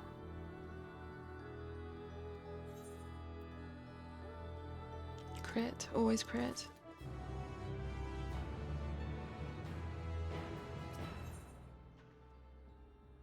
Erichthonius seems eager to dispel La Habrea's doubts.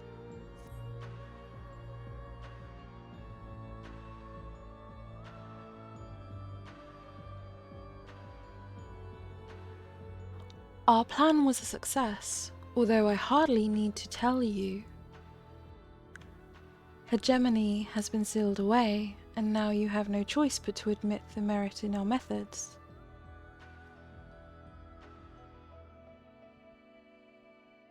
You have the right of it. I am not so petty as to deny the achievements of those I've squabbled with, no matter how strongly we disagree.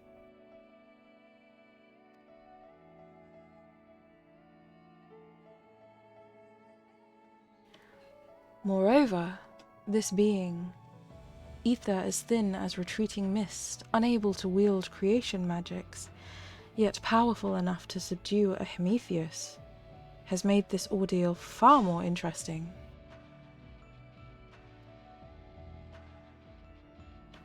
Then we have leave to continue.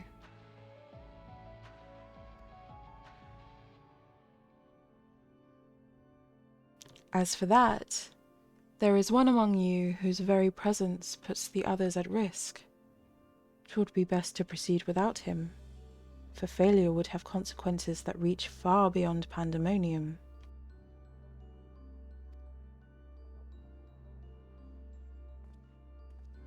And of whom do you speak?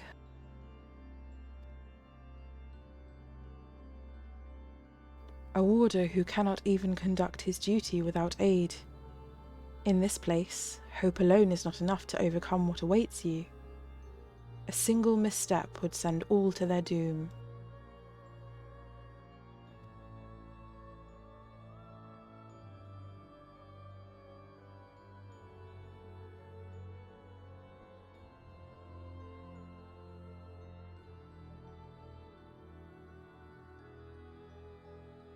So long as we each do our part and look to the allies by our side, even a neophyte can upraise his companions. That's something that Sister and Themis taught me.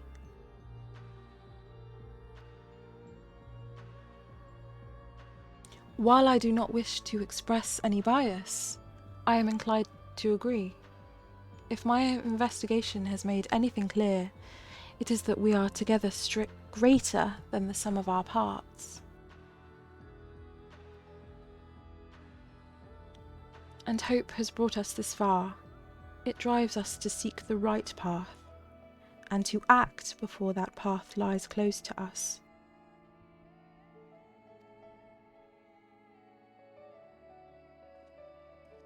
Then tell me, what is it you hope for?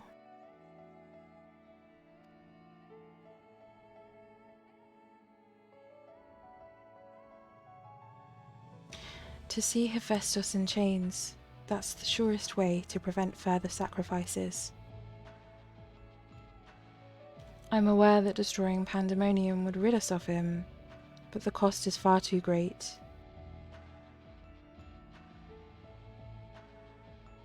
And I admit, I wish to know how he means to resurrect Athena.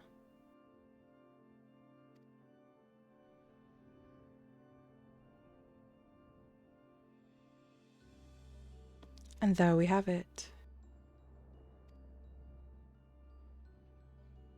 You must leave this place at once, and do not think to set foot in Pandaemonium again.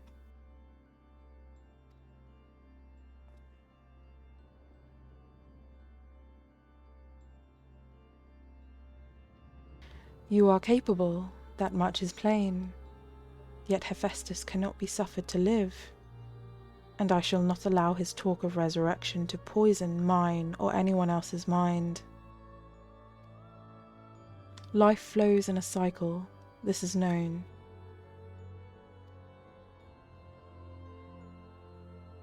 All souls return to the underworld, and Athena's is no exception. She has likely found a new vessel, and a new journey to embark upon.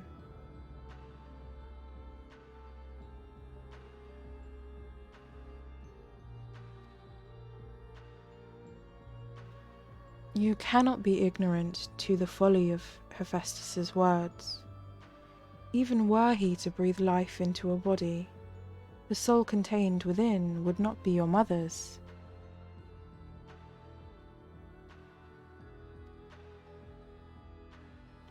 What if our knowledge is imperfect? What if Hephaestus has discovered something that no one else has? He knows all that you do, understands the bitter reality of the world. He wouldn't pursue the impossible.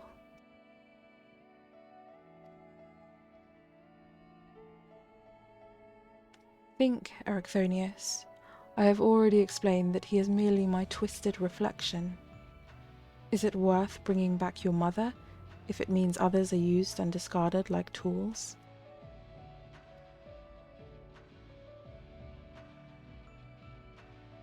Is it worth it, to see her once more?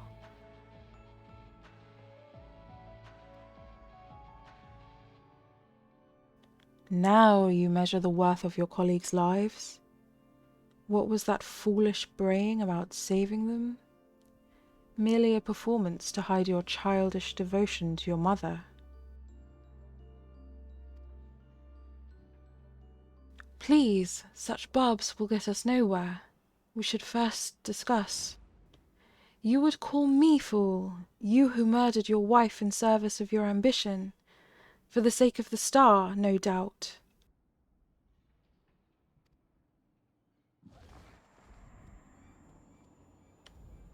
I can hear it again. That voice inside my head.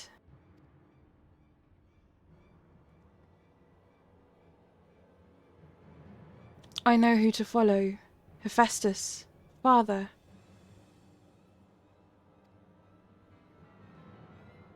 Mother, oh, I love you so, and this voice will guide me to you.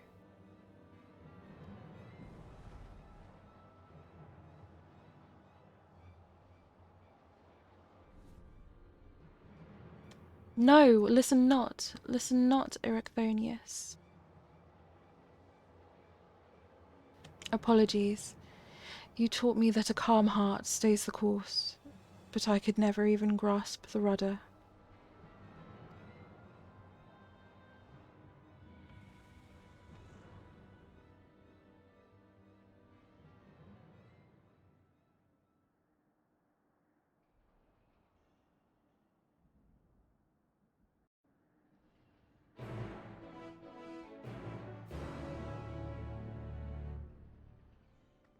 Well, I did not foresee Eric going dark side.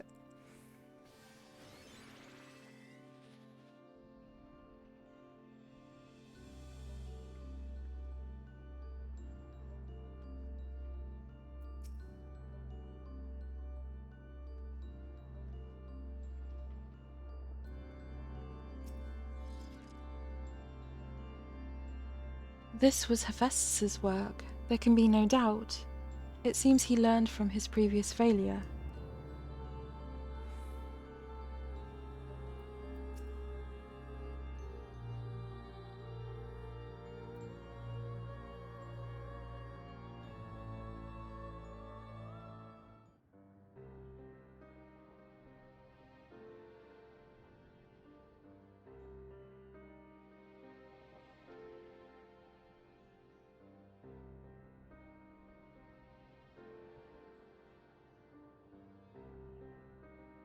Hephaestus is cunning despite his warped mind.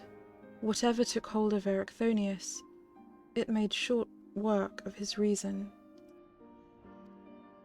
From the moment he laid eyes upon me, I could sense his hatred and rage simmering below the surface.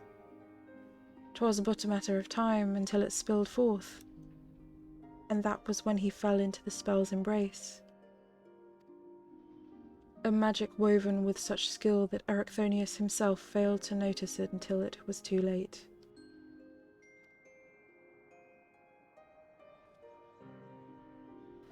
If this is the measure of Hephaestus's power, then the other keywards had little chance to resist it. We saw his work during our encounter with Hesperus. Doubtless Hephaestus's magics fed his admiration and envy, until there was room for naught else in his heart. And there was something else besides. Did you not feel the presence of another?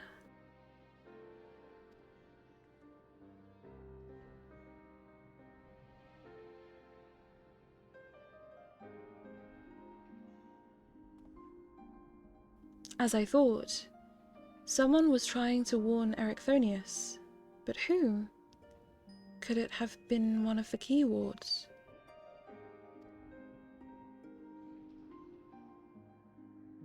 Alas, their warning arrived too late. I had already provoked Erechthonius's past, the point of no return. I bear the burden for this failure. In my stubbornness, I could but scorn the boy, and Hephaestus knew that. And now I dread to think of the ordeal that awaits him due to my rashness.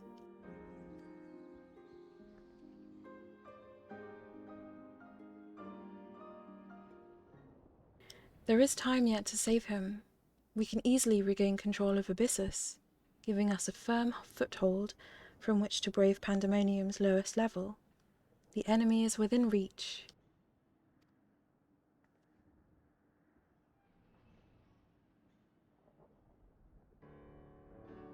Just as with Hesperus, Erechthonius is in danger of being consumed by Hephaestus' spell. However, I have faith that he will not easily lose sight of himself.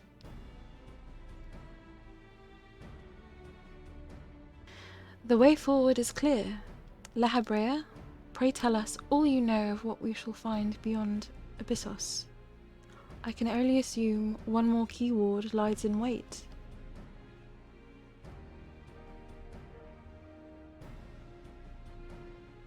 The deepest level of Pandaemonium is called Tartarus, and your passage shall be challenged not only by a keyword. Hephaestus has laid traps in every corner of its halls. You have no hope of surviving far past the threshold. That, I expect, is where sisters shall shine.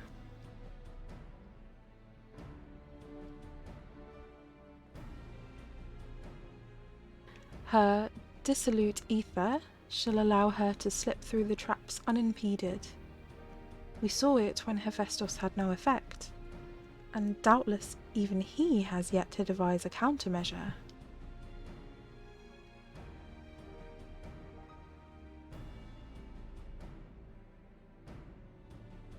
Then time is of the essence.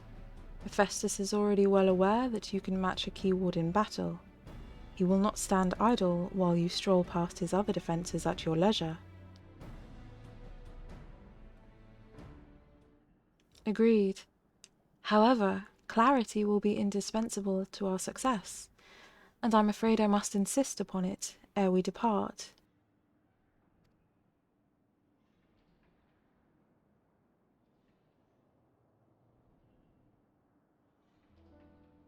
We have yet to discern to what end Hephaestus would use Eructhonius. If you know, I would ask that you enlighten us. And then there is the matter of Athena. Why do you so fiercely rebuke Eructhonius's feelings for his mother?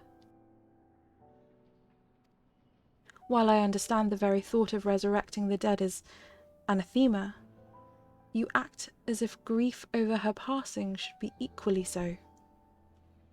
How are we to grapple with what plagues our friend and drives our foe if you refuse to acknowledge it?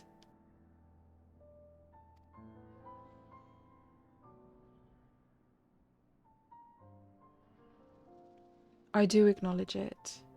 I wish only to spare those that feel it still greater pain.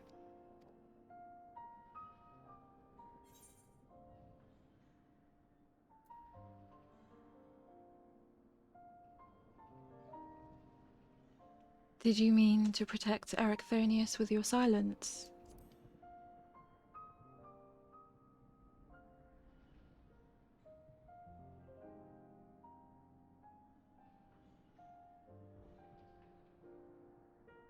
How dare you?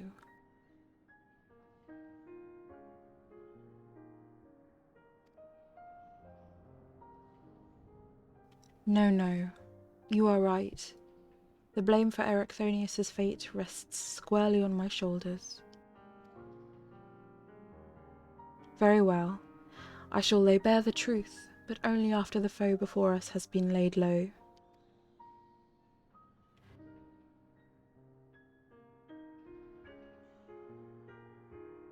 The remaining keyword is Agdistus. She has served in Pandaemonium since its inception, and her affinity for magic is peerless, even among the keywords. Hephaestus knows that losing her would mean the end of his experiments. He has hidden her in a space unreachable by conventional means.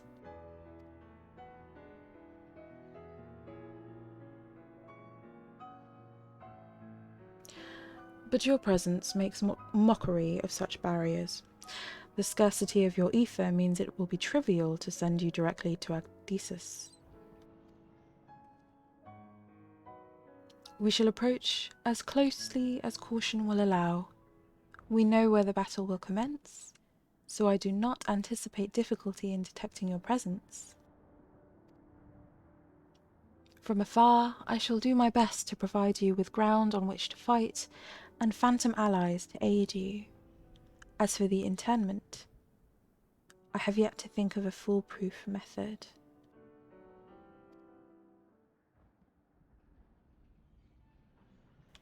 Interment should not be necessary.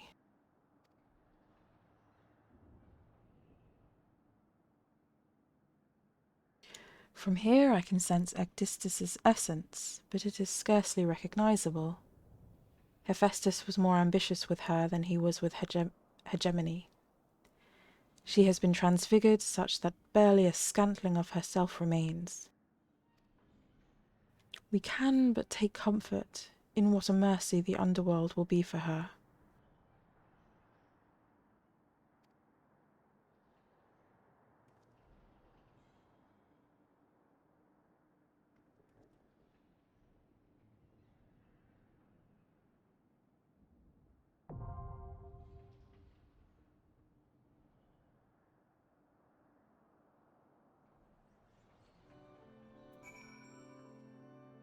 Gets darker and darker, doesn't it? Kame says, I can't believe we still only did 2 fights. The story is more in depth than I expected. Yeah, I agree. I'm enjoying it.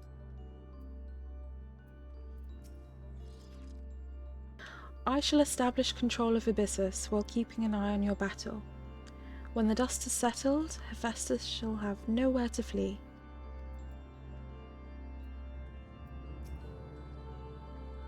I sense that Hephaestus has come close to perfecting his image of Prometheus, which means his research is in its final stage.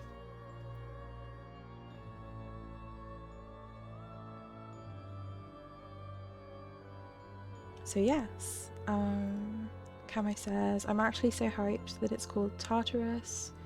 P9 to P12 will be literally in hell. Yes, exciting. Okay, ready check for the next one. Not a cooldown, a ready check.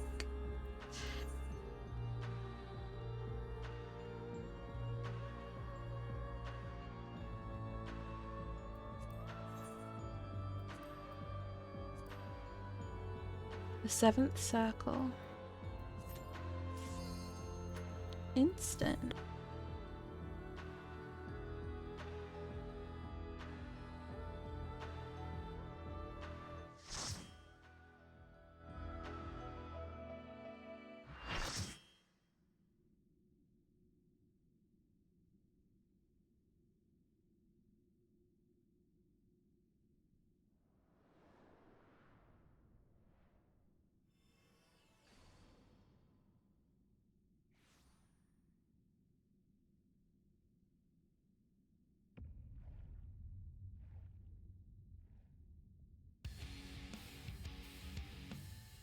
Whoa.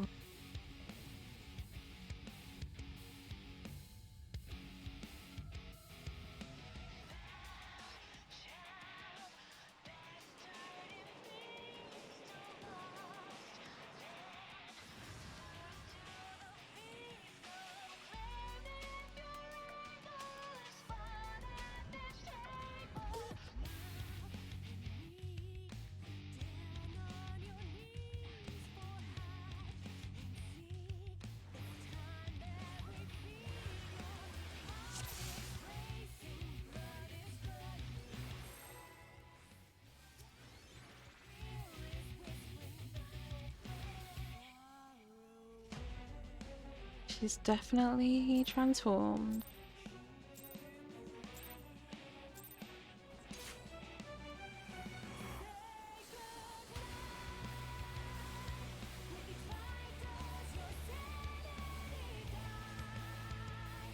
If you shall not leave, then you shall become mine.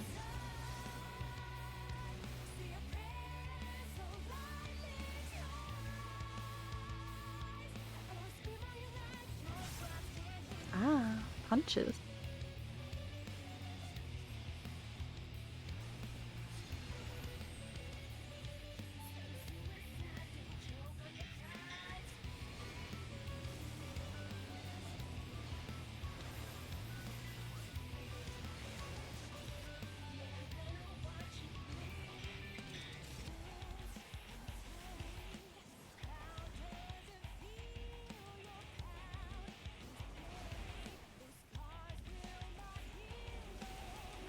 Okay, that's behind.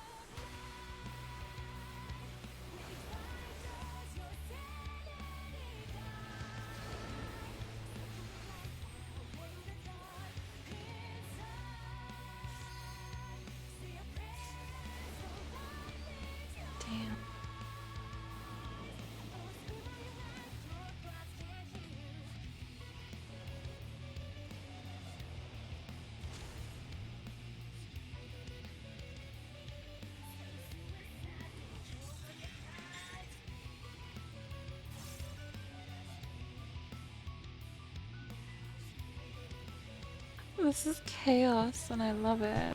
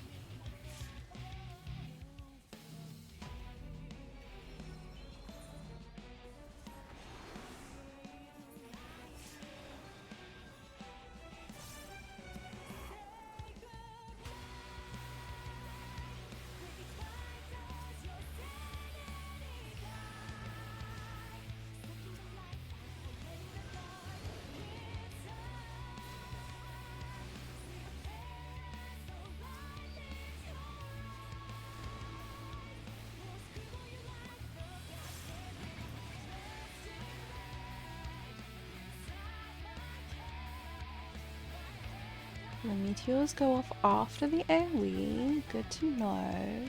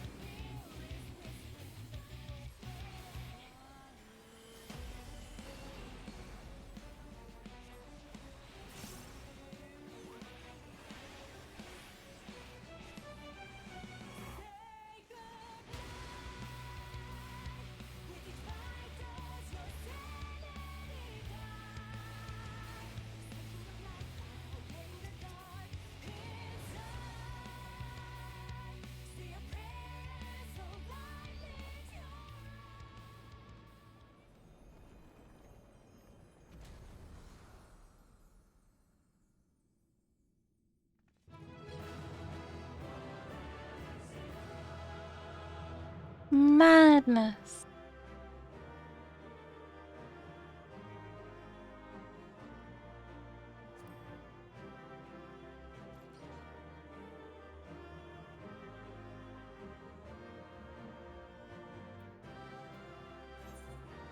We are honoring the summoner for his many raises. That was tough, but very good.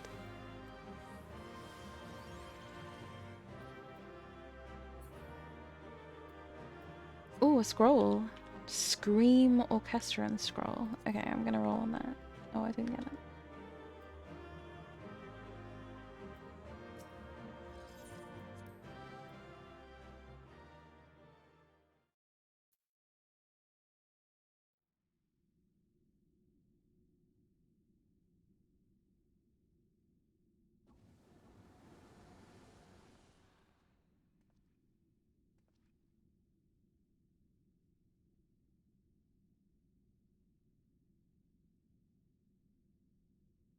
Alright, let me know when you're here, Camo.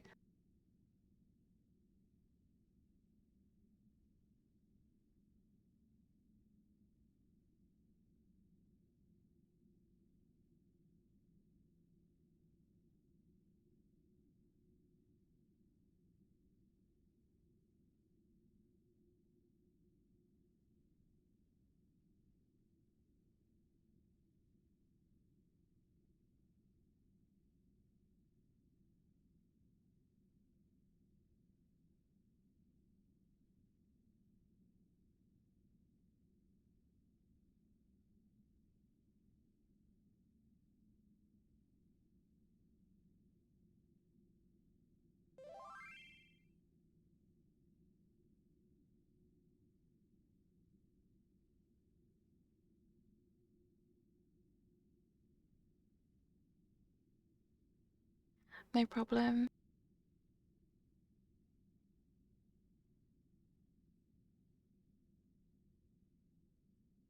I imagine everyone was just happy to get it done. We went through a lot together. Bonds forged in fire.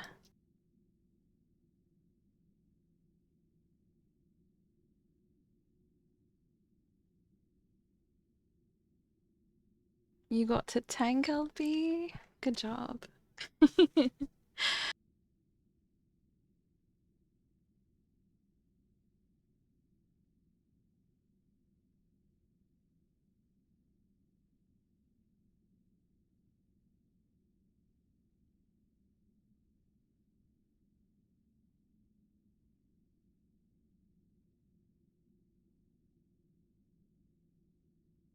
Ready? Alright. Themis. The moment Agdistis was slain, the flow of ether in Pandaemonium focused keenly on this location, creating a tunnel of sorts through which we could quickly convey ourselves. 'Twas almost as if we were ushered here.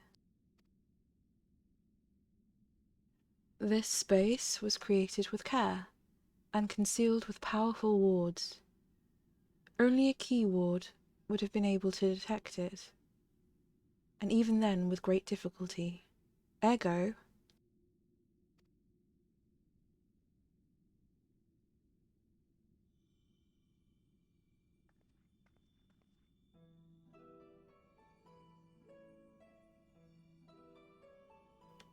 if only I could restore Tartarus to order, but I am afraid this is the most I can manage with such power as remains to me.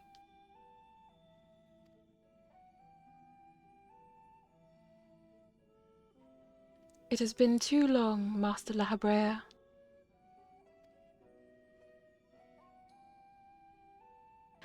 Likewise, Keyword Agdistis. I should not be surprised you were able to break free of Hephaestus' spells, even diminished as you were.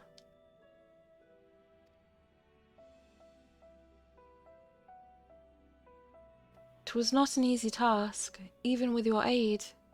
His curses dig into one's heart, creating a storm of emotions that is all too easy to become lost in. Only by chance did a fragment of myself remain, illuminating a path through the madness.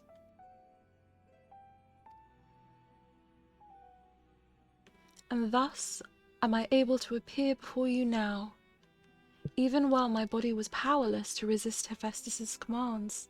Some small part of my logical mind stood alone in defiance. It even managed to speak to the outside world.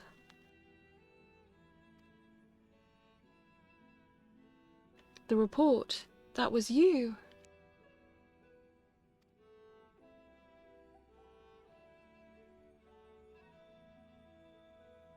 Doubtless you recognize my voice from the many times I have called out to you. The hope that those pleas would not fall on deaf ears was all that kept me from succumbing to hopelessness.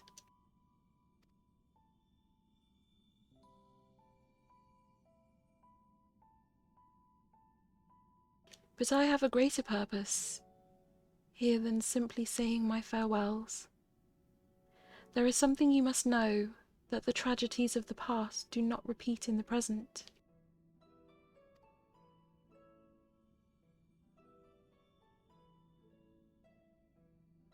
Forgive me for what I am about to do, Master Lahabrea, but the story must be told. 'Tis the only way to understand Hephaestus's fixation on Erichthonius. Erichthonius. No longer can you hide your heart away.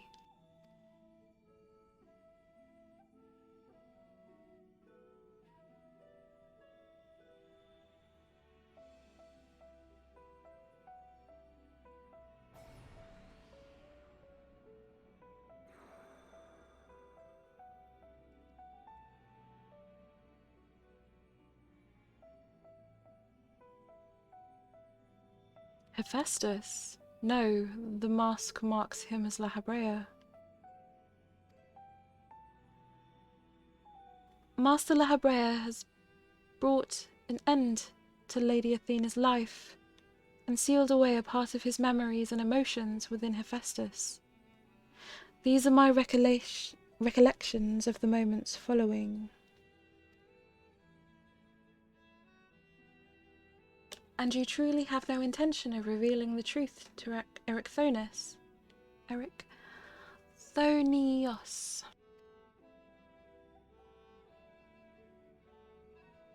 My lesser half is now buried where none can find it. We would be wise to do the same with our memory of this day. Blood should not sway the spirit so, but Athena's teachings have warped the boy. I fear he would see our star burn to keep his mother safe.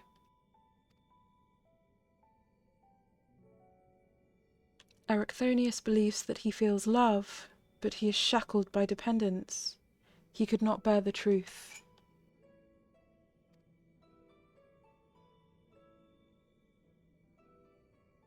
His dependence makes it all the more important to be open with him. He will seek answers about his mother's loss, which shall inevitably lead him to you. Are you willing to accept the blame for Athena's death? Are you willing to accept your son's hatred?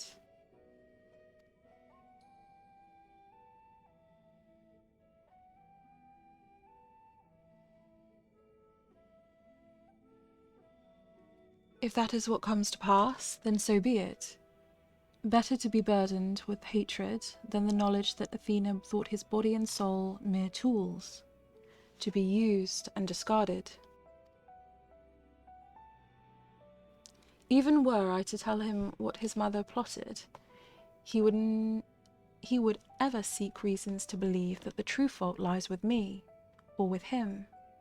Should he merely hate me, he will remain unfettered by doubt, free to serve the star far from his parent's shadow.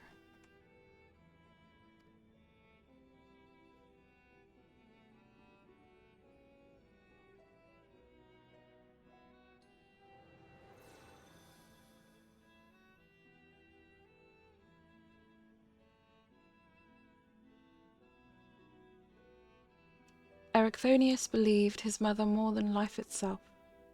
Oh, he loved his mother more than life itself. And yet, what a dreadful truth you've borne all this time.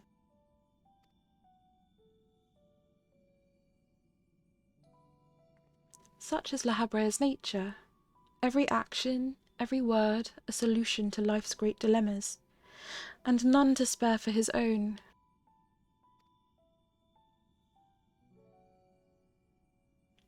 What I have revealed to you is but a small portion of a larger picture.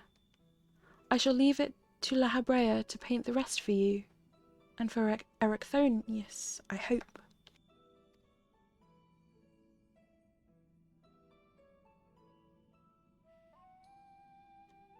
Thank you, Agdistus.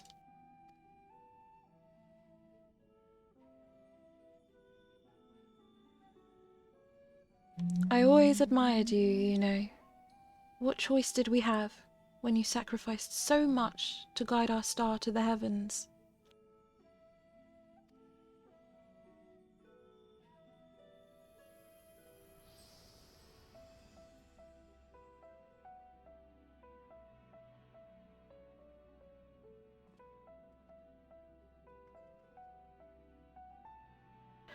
Hephaestus has doubtless sensed that his final key ward has fallen. We should return to the surface before he moves to strike us here. If we are to face him, we must be prepared to bring our full strength to bear.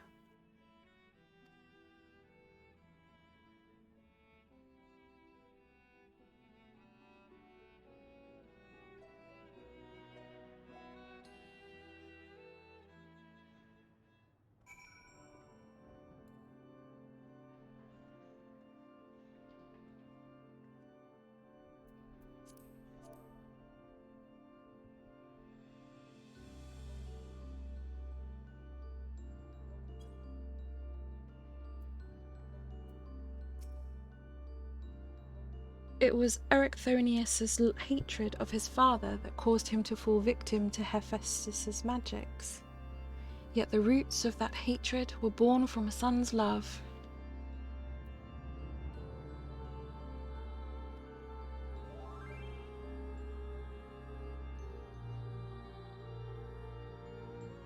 A love nurtured not by a mother caring for her offspring, but by a researcher creating the ideal test subject.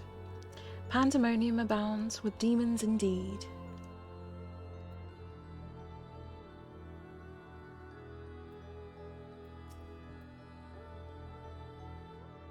Agdistus was ever a bold woman, even in her final moments, that she would unearth the secrets of my past for all to look upon. Still, full glad am I that she faced you as her last opponent. I could think of none more worthy to send her soul off to the other side.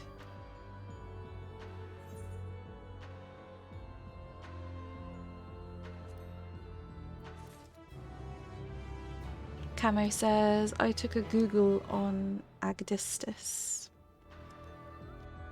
Raised eyebrow. Do we want to know?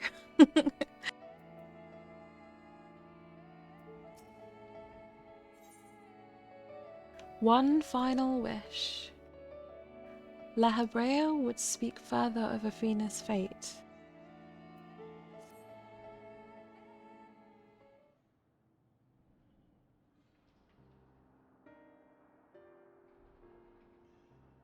The vision you saw told the story far more eloquently than I ever could. Athena was consumed by her research, and was willing to sacrifice her own child if it hastened her progress. She did not offer him a position here out of a sense of love or pride. 'Twas merely because she knew he would be the most pliable test subject. Ah.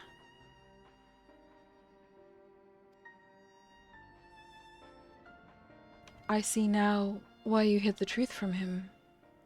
I cannot say with certainty that Erechthonius could handle the weight of such betrayal, after holding his mother on a pedestal for so long.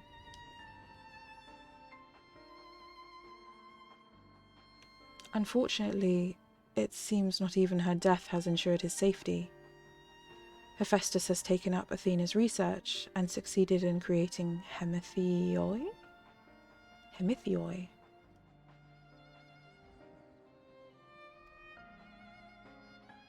I know not what his ultimate end is, but 'tis plain it is connected with the resurrection of Athena.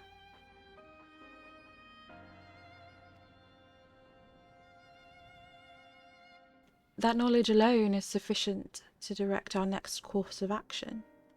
As for the rest of your story, we shall hear it after we have returned Erichthonius to safety, in accordance with Agdistus's last wish. Very well. I can at least assure you that finding him shall prove relatively simple now that Hephaestus can no longer bend Pandaemonium to his will. There is but one place left for him to find refuge, the black heart of Tartarus, where Athena built her testing compound. We can assume that Hephaestus will offer fierce resistance. I must focus my every effort on securing a safe means of approach.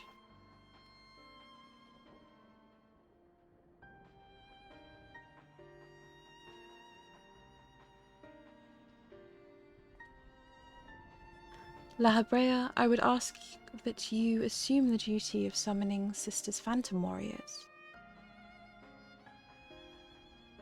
I have no objections.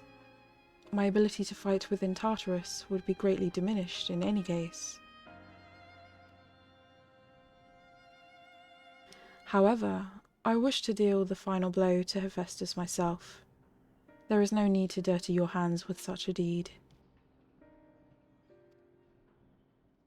I take it then that you have no intent to seal him away as before. The presence I felt when I encountered Hephaestus bore little resemblance to the entity I created. By his own hand, he has become something far more wicked, and the same magics that once shackled him may very well shatter before the power he wields. On my pride as a researcher, I am loath to repeat the same mistake twice. I would not see these events play out again, and so he must be extinguished.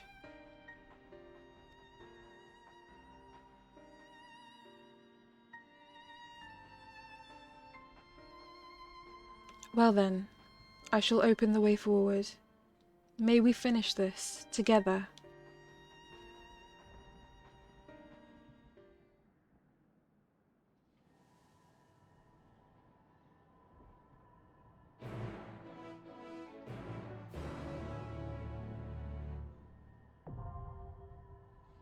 The 8th circle now accessible. Will this be even tougher? Ooh, look at him glow.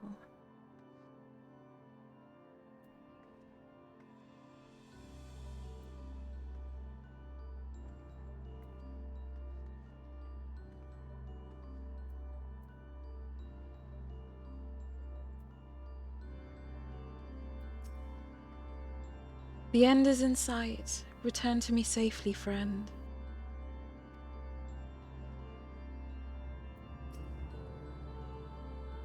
If Hephaestus truly means to continue Athena's research, then Erichthonius is indispensable to his goals. He is safe, but for how much longer I cannot say. Alright. Are we ready, Camo?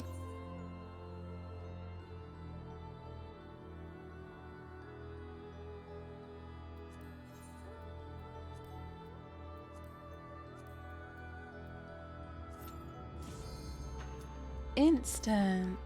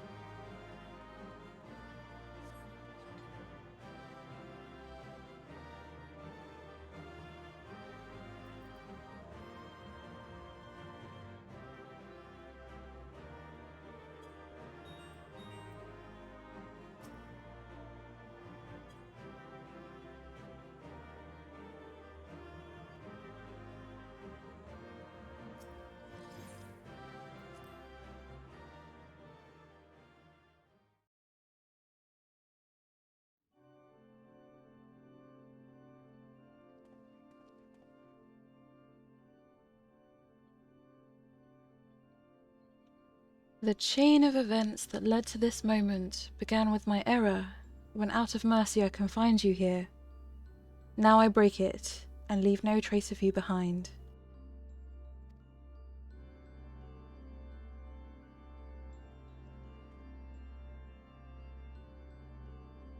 This is not over.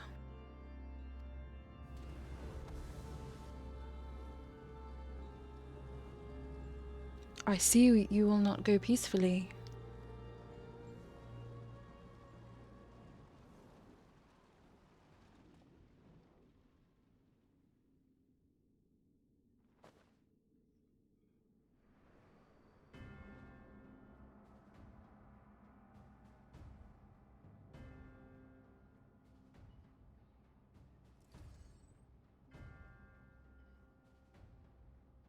Even a cast-off would uphold his pride, though such an impulse must speak to the overwhelming arrogance of my other half.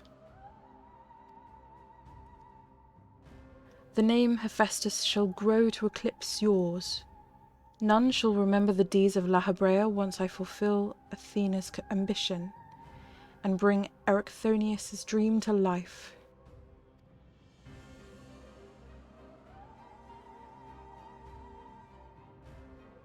You speak as if you care a whit for the boy. Why then do you cower behind him?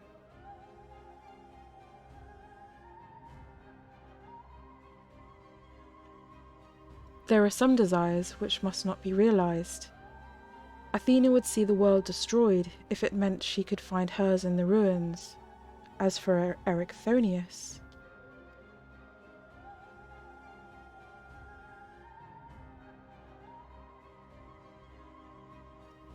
he knows not what his wish would beget, a truth which you have hidden from him. Do you truly believe a father's role is to deceive and manipulate?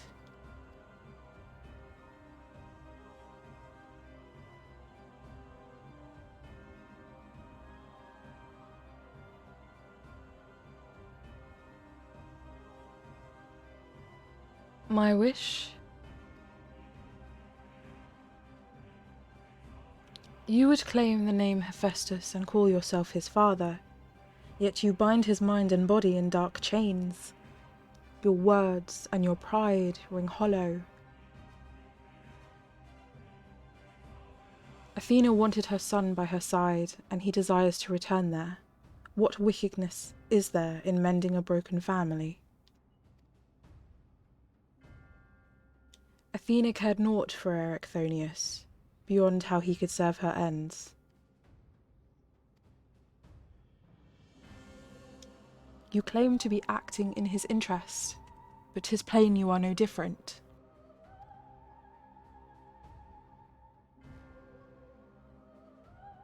As I ushered Athena to her end, I vowed that my sole mission in life would be to guide this star true. In service to that vow, I silenced the whispers of my heart.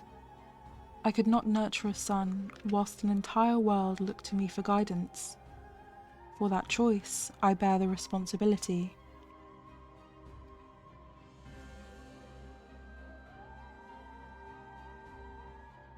Yet he is still my son, and I'll not suffer you to seduce him with false hope.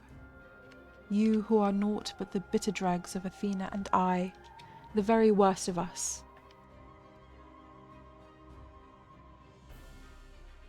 Mother?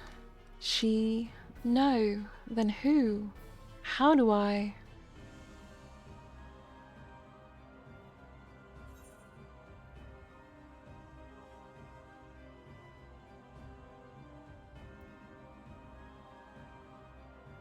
Hearken to your heart.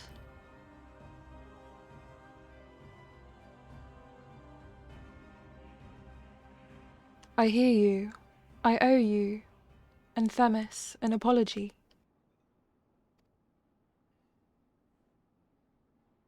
Athena, did you ever? And La Habrea, I will have my say.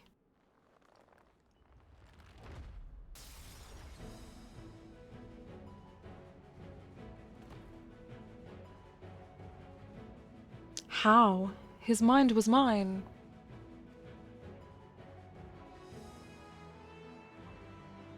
I can't explain. Sister's words reached me through the haze. They rang loud and clear.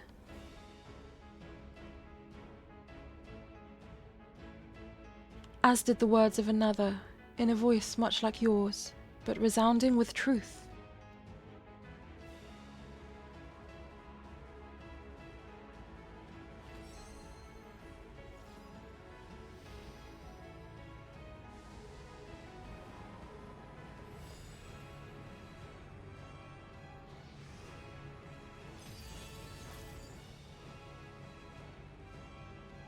How?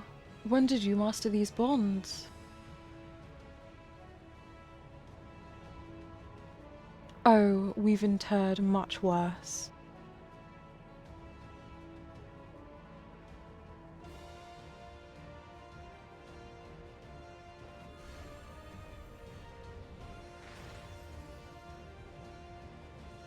You worthless. You...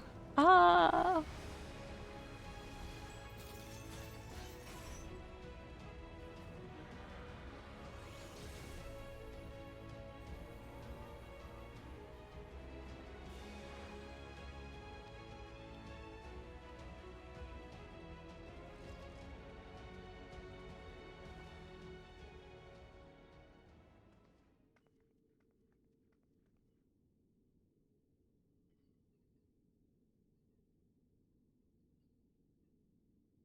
It appears my failures have borne fruit after all.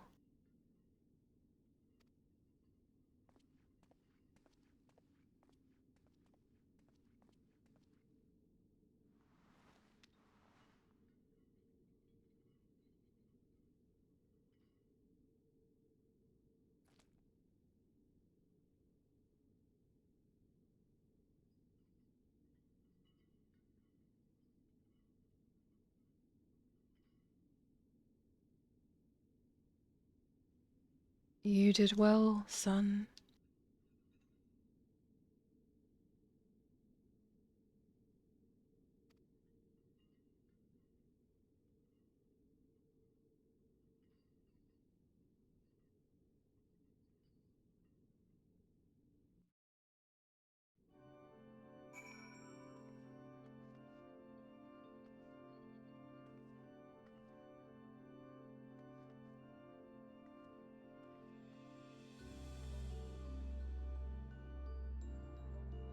And what is the significance of the sigil under Eric, huh?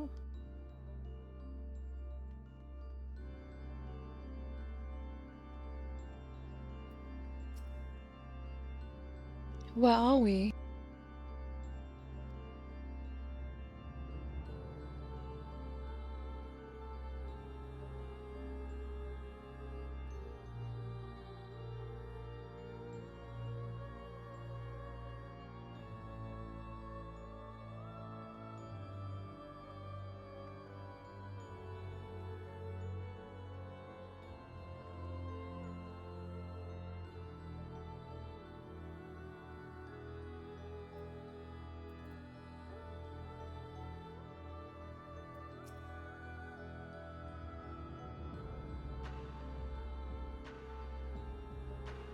With Hephaestus' essence contained in this crystal, we may safely return Erechthonius above.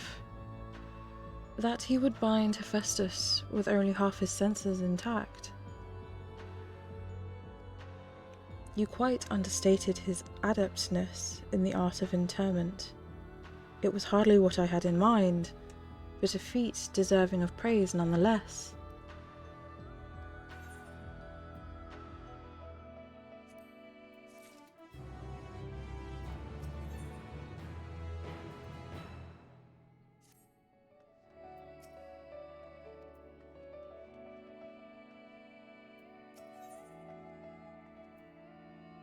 La Habrea is looking at Erechthonius with concern.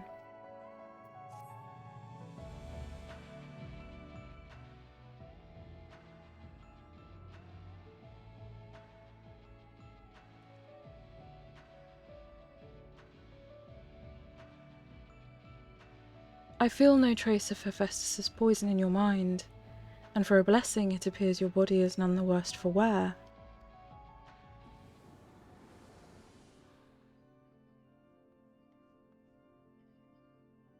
I made my way here as soon as I could.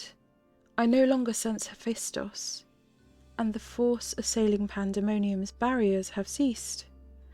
Are we rid of him for good and all?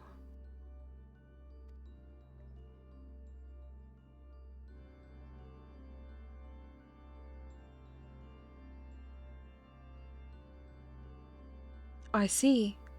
Despite his muddled senses, Erichthonius felt that to seal Hephaestus away was the proper course. It wasn't so noble as that. I only knew something had to be done, so I acted. La Habrea, was that how you dealt with Hephaestus in the past? Indeed, he was naught but the parts of my memory and soul that I had cut away, a mass of ether without a material vessel. Storing his essence within a crystal was the most logical choice. On that matter, I believe the time has come for you to share the rest of your tale, of Hephaestus's creation and Athena's end.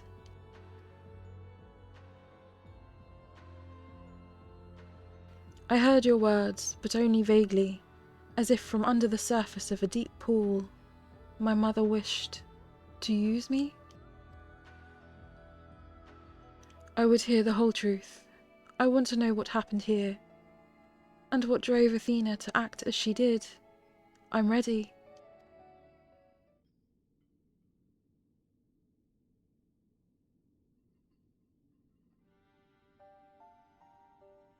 Athena's brilliance outshone us all. Even the other members of the Words of La Habrea were as children in comparison.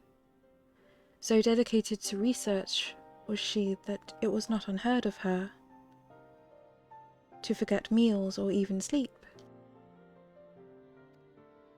Her mind was ever grasping for knowledge, and it was in this endless search that she became obsessed with uncovering the secrets of life. You see, while we can conceive life in various forms, the means of creating a soul are beyond our ken. Similarly, though we can enhance and alter our physical vessels, we have ever been bound to them. Athena's purpose was to shatter these limitations. Such limitations as we were not meant to surpass. She sought to enter the realm of the gods. Scarce few have the ability to comprehend what such a task entails, let alone the courage to attempt it. For most, the thought would be an idle fancy, considered once and then discarded. Not so for Athena.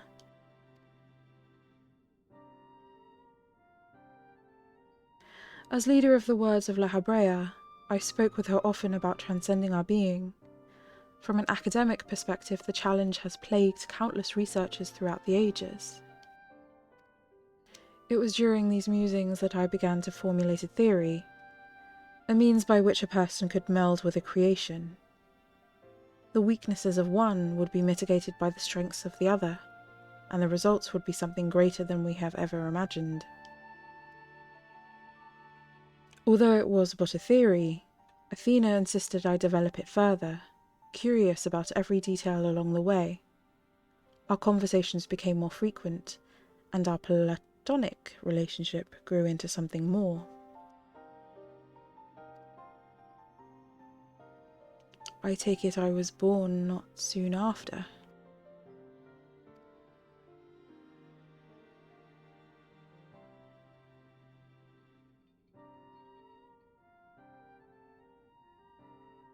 Just so.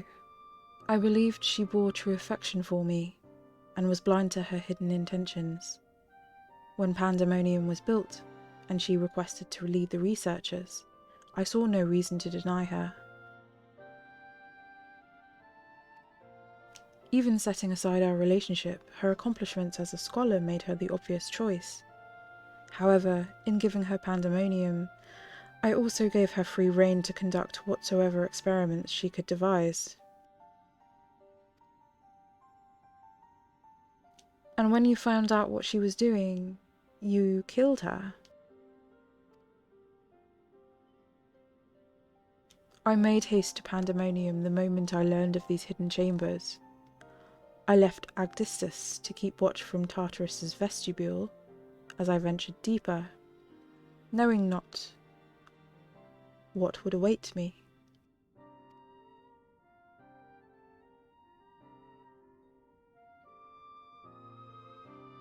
As for what occurred next, 'tis best to see with your own eyes.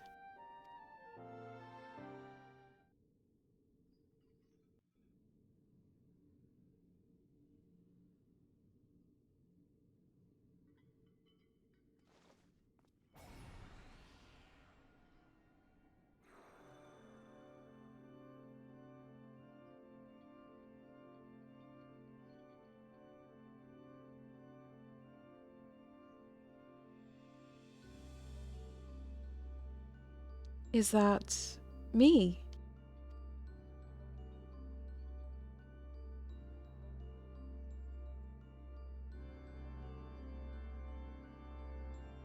You are well aware that out of respect for our neighbours in Elpis, the researchers of Pandaemonium are not to be masked. Yet you stand before me with your face covered. What petty defiance is this?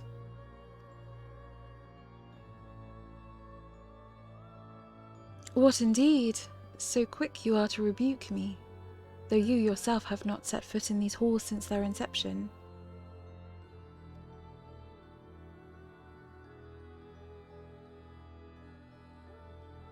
You must have known you could not conceal this from myself and Agdistus forever. As well you know that I cannot allow this to continue.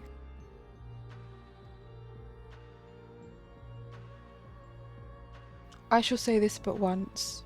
Release Erichthonius, else I shall have no choice but to strike you down.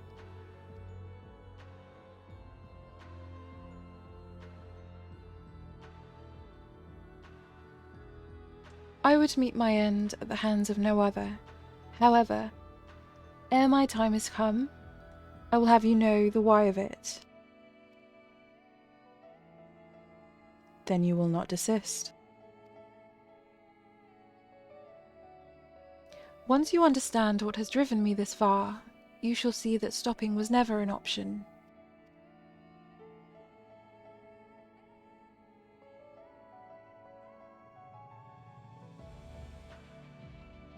The feelings of one weigh little against the needs of the entire star.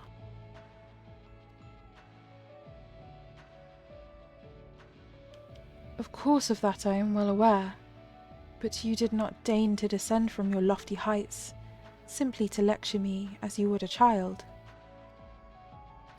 You have an interest in my motivations, what possessed Athena, peerless researcher and mother to the son of the great Lahabrea, to embark upon the path of her downfall.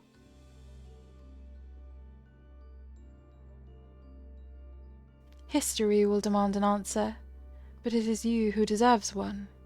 Give me your hand, Lahabrea. Oops.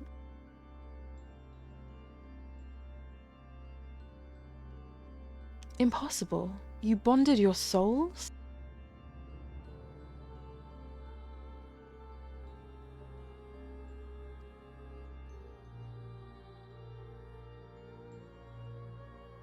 Aye, that the boundaries between us would cease to be. She offered me everything to be understood. I found myself unable to refuse. At that moment, my mind was a storm of questions, yet one ruled the loudest.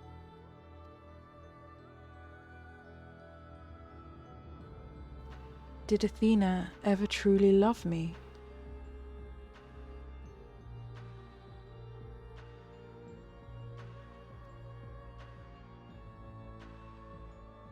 I am become thee, memory and mind.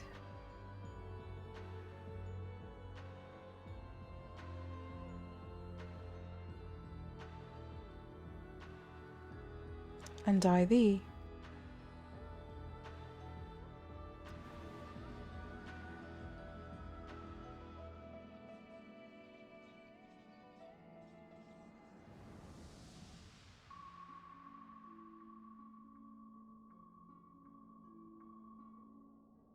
Can you feel it?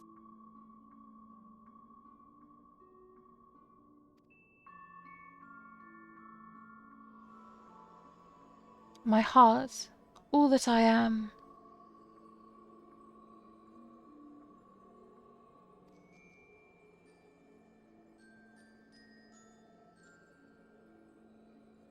Yes, as if it were my own.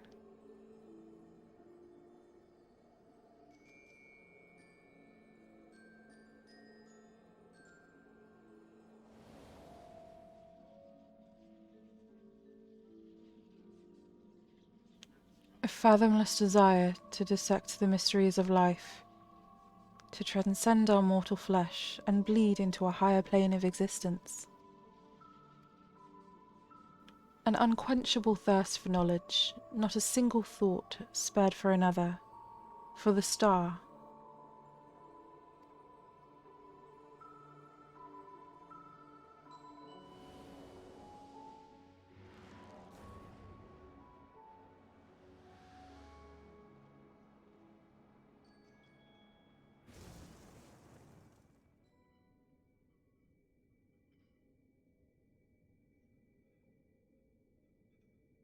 How disappointing!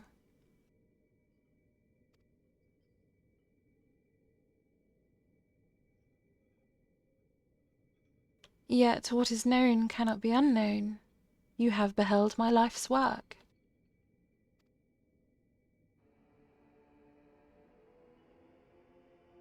Try as you might to excise the memory, the seed of desire remains, and when it takes root, you too shall be consumed by the self-same fervour.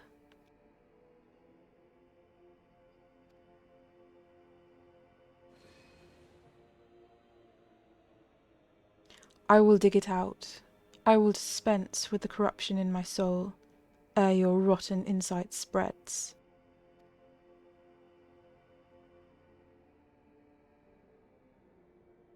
'Twas my weakness that let this wickedness fester, but never again. Today I cast aside fickle emotion and abide in duty alone. Today I renounce all that I was and live only as La Habrea.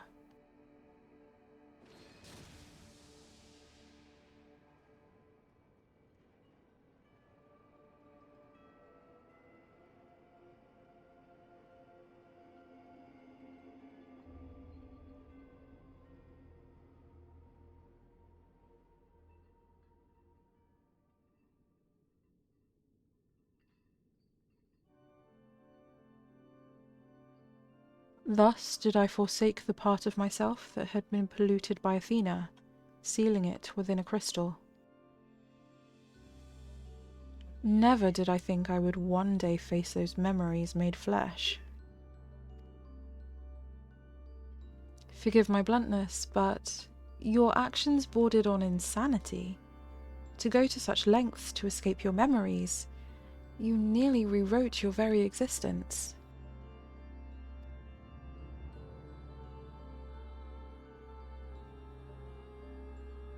Rest assured, the change did not go unnoticed by our colleagues.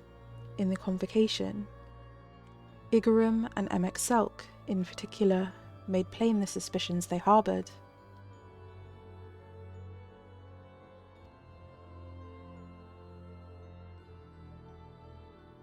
As well they should have. That you escaped with your life was nothing short of a miracle.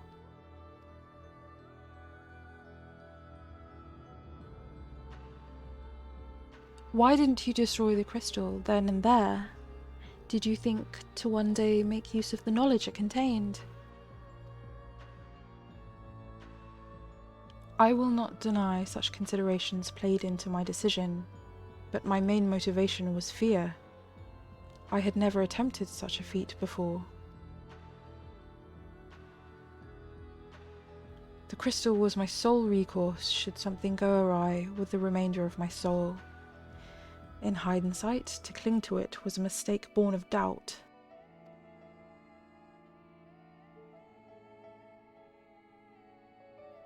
Athena must have anticipated that I would resort to such measures, and prepared a vessel beforehand that would accept the dregs of my soul.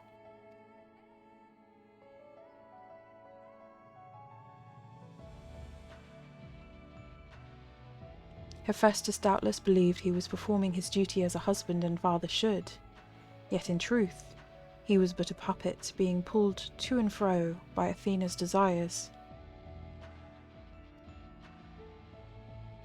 His goal was not to raise himself high, he thought only of seeing his dear Athena live again, that she might finish what she began.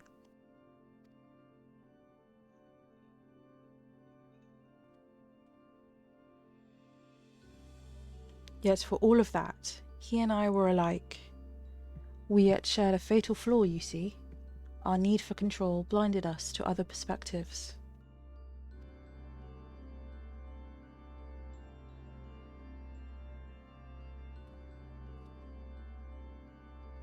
While I was in the thrall to Hephaestus, you called out to me. What say you now? Does La Habrea speak true?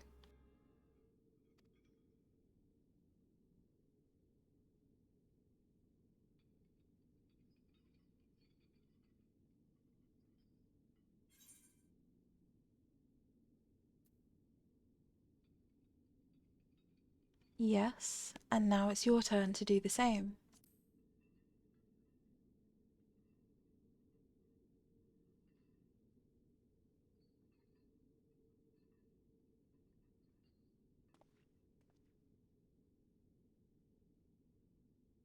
I just want to know one thing. Did you truly believe that hiding the truth was best for me? Even knowing how I felt about my mother? The La Habrea I know had a fatal flaw after all. I'm still not convinced.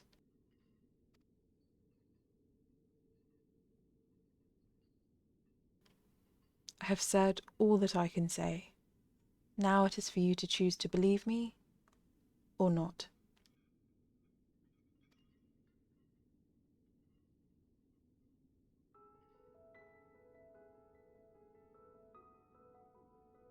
The La Habrea I know holds duty above all else. I would sooner prostrate myself before an erupting volcano than place my fickle emotions in his path. When you return to the surface, you'll doubtless don that mask once more. So before we climb out of this forsaken pit, I suppose I should say,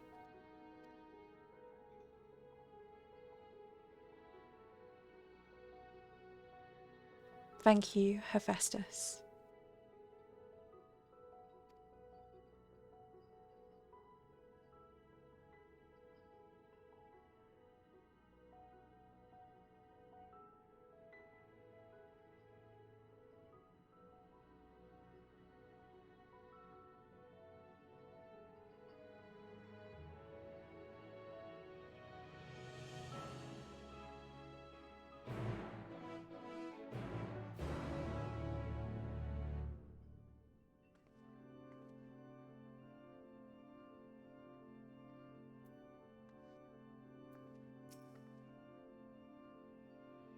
I have said all that needs to be said.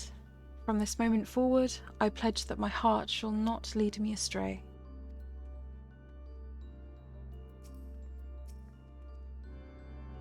Hephaestus was far more than an imitation of La Habrea. He was quite literally a part of him. But La Habrea, to me, is a man who thinks of naught but his duty. By casting aside the burden that Hephaestus represented, he shall become ever more himself, in a way.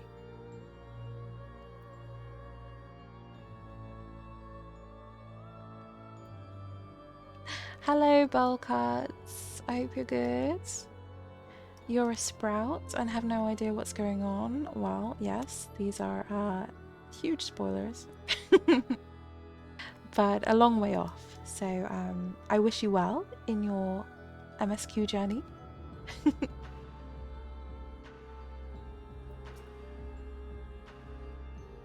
That was a lot of feels. I got a bit teary at one point. Alright. Are we ready, Ericthonius?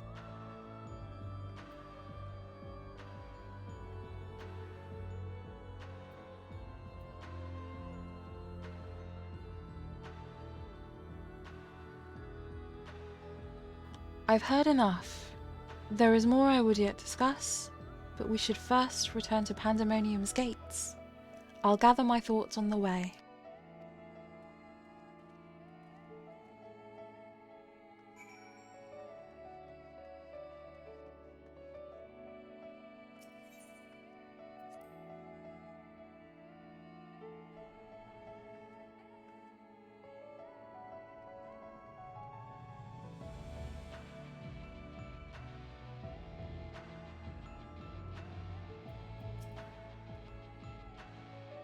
We have regained complete control of the facility, but it shall take time, some time yet, until things are in working order again.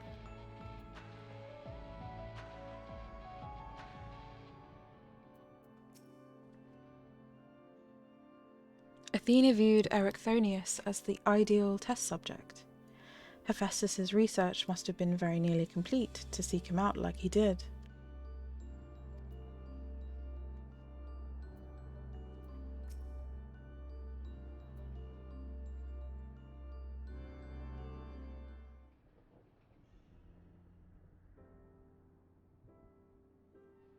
I owe you an apology, sister. It was due to my own inexperience that Hephaestus was so easily able to take hold of my mind. I also owe you thanks.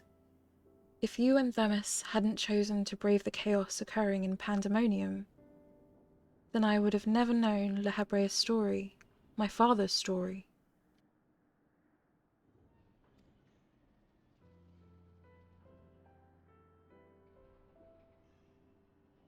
'Twas a tale I too was fascinated to hear. I very much look forward to speaking with Azem upon my return. I cannot help but wonder how much of this she foresaw.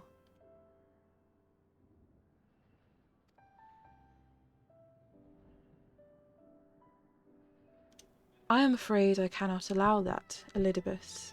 So long as you retain control of Pandaemonium, there is work to be done. But of course, I shall first free the remaining warders and restore this place to its former glory. Using the facilities in Tartarus, we should be able to reverse the changes made to their bodies and minds. I shall stay behind to oversee the process.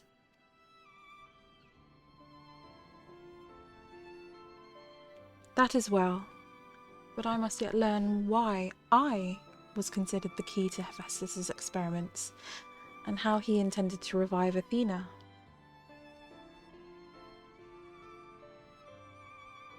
Such questions are best left unanswered. In fact, I forbid the pursuit of that knowledge. The boundary between man and creation shall never again be crossed. And I intend to destroy the crystal containing Hephaestus's essence, that this mistake never again repeats.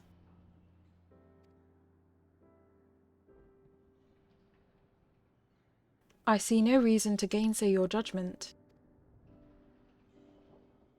There is yet the matter of your crystal, however. Truth be told, I had not considered its origin until I saw the one containing Hephaestus's ether. I was struck by how wholly different they were. There is another?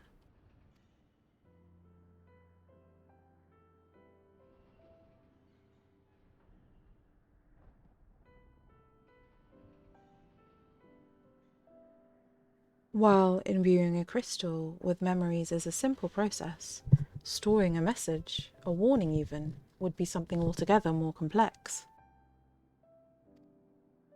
This also means that someone besides the present company, and Azem, was aware of the plot unfolding within Pandaemonium.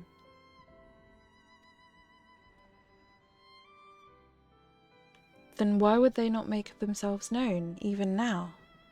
No threats remain. Perhaps it was one of the other warders. We shall question them after they are freed.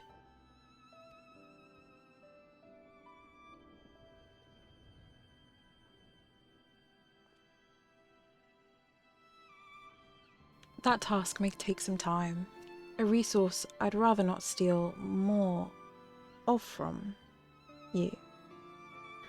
Return at your leisure, and we will share our results then.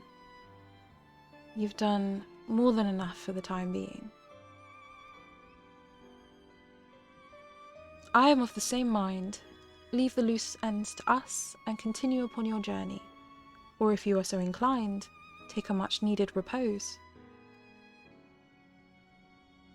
The talk of journeys smacks of Azem.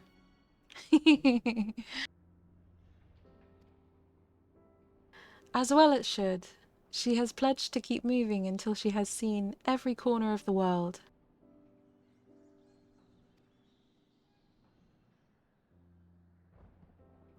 If you do find yourself with a spare moment, you might bring that crystal of yours to La Habrea. He may be able to offer further insight. Until then, my friend.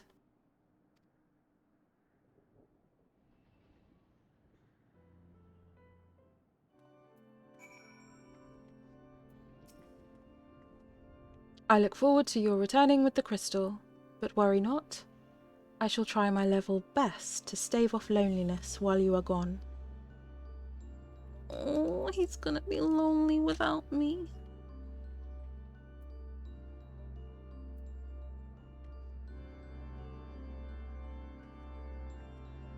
What a cutie.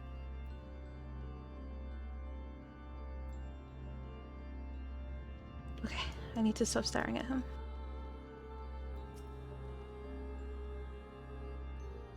The crystal that hangs from Ericthonius's waist was a gift from me, made in the hopes that it would spark growth in his aptitude for magic.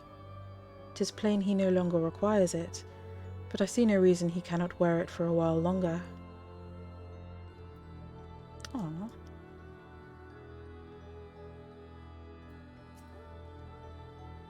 As you may have noticed during our battle, La Habrea's mask crowns me when I'm transformed. It is said that we manifest in a way that reflects our innermost selves. I had thought that mask a symbol of the chains that bound my heart, but recent events have caused me to reconsider that assumption. Ah. Wait. That's kind of big. La Habrea's mask crowns me when I've transformed. It is said that we manifest in a way that reflects our innermost selves.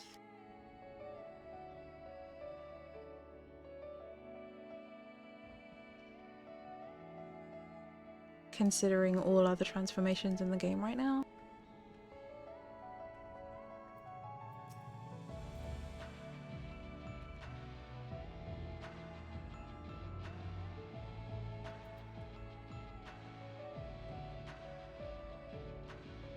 Alright, bye cutie.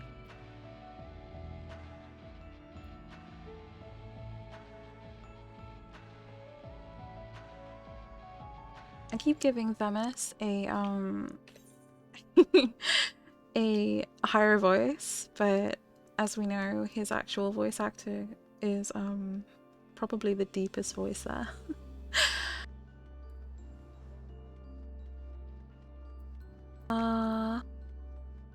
To Aporia.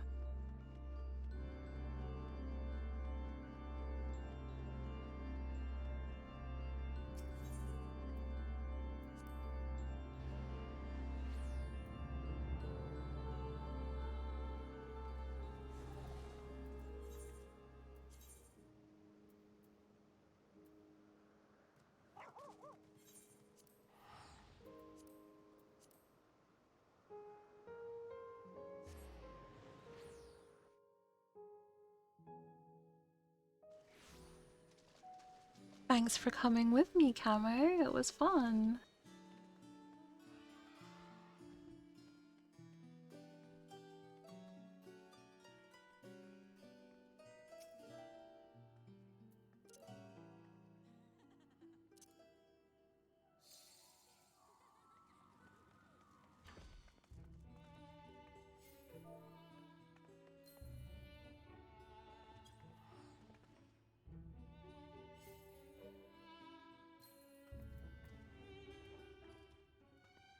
Alright, let's go.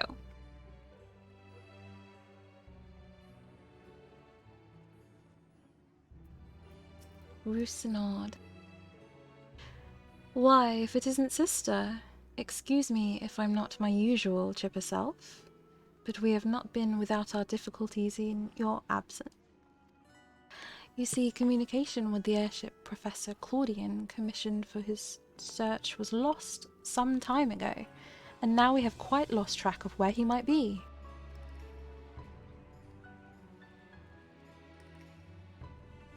And to make matters worse, Nemgigi has just sent word of an unusually large amount of energy coming from somewhere within the ethereal sea.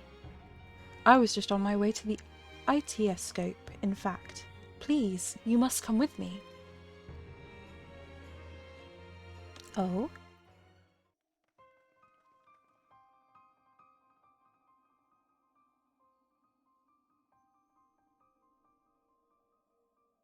What?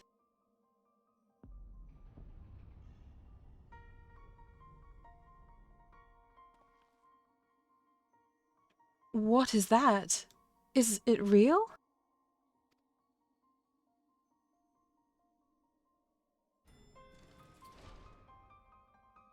Why is it that whenever danger visits the world, you are never far behind?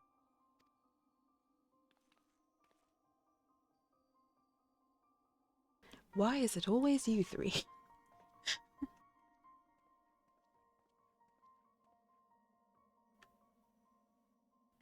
And you two, Professor Claudian's assistants, I take it?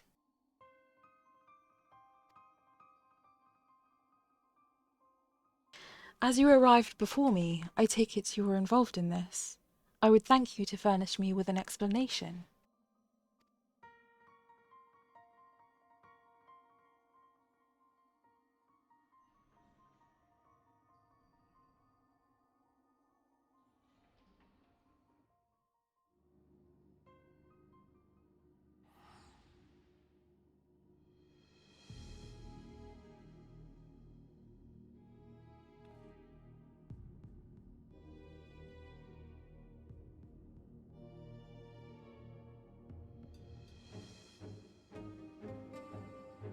While the research summary submitted to the forum gave us no cause for concern, these details are alarming. The professor's last message indicated he was on his way to Azizlar, but we know not whether he ever reached his destination.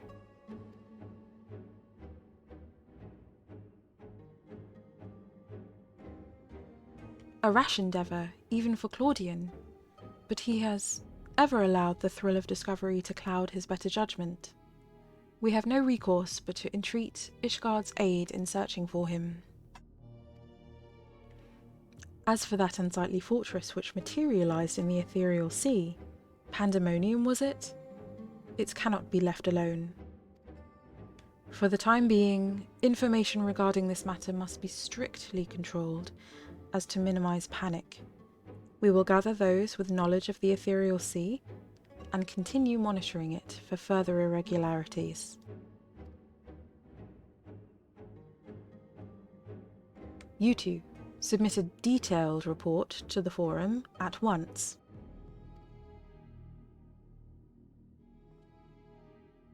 At present, we have far more questions than answers. Nevertheless, I would ask for your assistance at such a time that our investigation has concluded.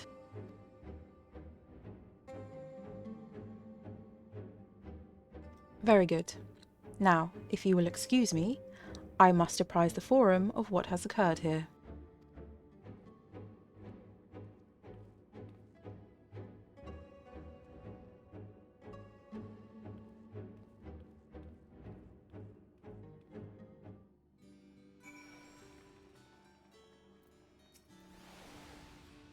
Just when we need him the most, Professor Claudian remains unaccounted for. He even brought the crystal with him. We are left with scarce few straws to grasp at. While I am but a lonely assistant, even I can see that our two current problems are likely related. The same party or phenomenon may be responsible for both. Conversely, I see now that my unexperienced imagination failed to do Pandemonium's pitiless spires justice. I can only wonder if the facility itself traversed the ages. Did the creations within do the same? What of the key wards? But answers to these questions shall come in time, I am sure. For now, I must do as Master Fortunal asked and write that report. As for you, sister, pray get what rest your responsibilities will allow. When next we call upon you, I wager we shall need you in prime condition.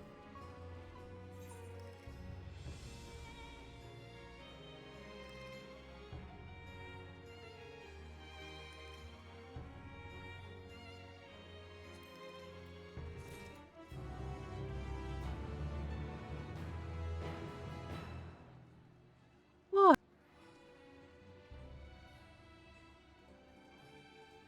What a cliffhanger!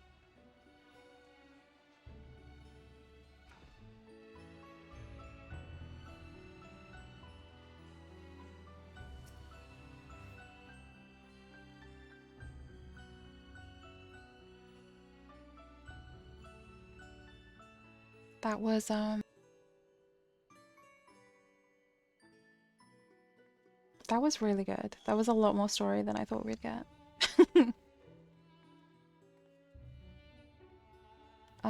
Oh, last thing though. I have to check out the gear. Which I think will be in Radzapan. Kame says, better than the first tier. Definitely. The fights were so much more interesting and exciting, and the music is epic. I love it.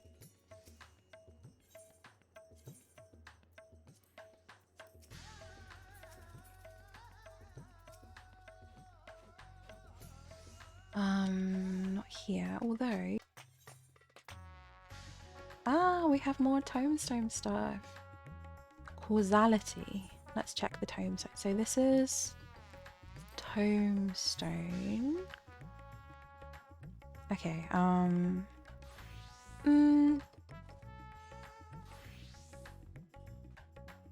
it's a military jacket, essentially.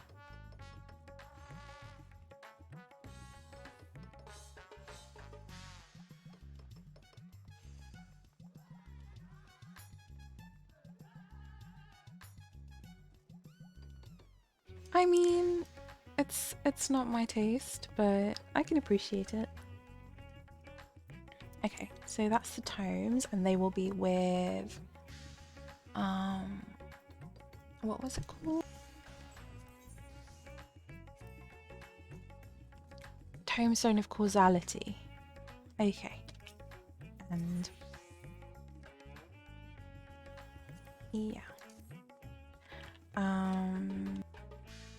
And then the Pandaemonium would be over here. Abyssos Exchange.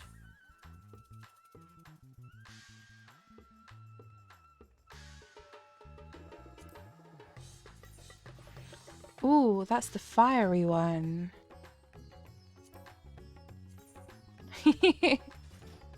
Fiery pauldrons, nice.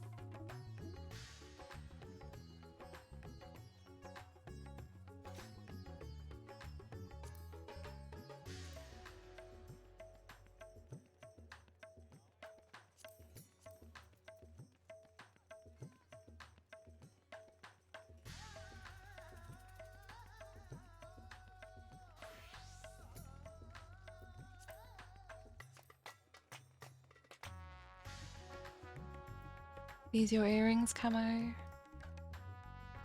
The earrings are nice. I like them.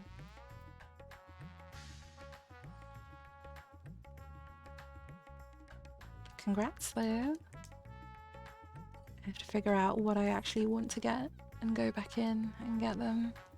So this is, so Pandaemonium is 610 and the tomestones are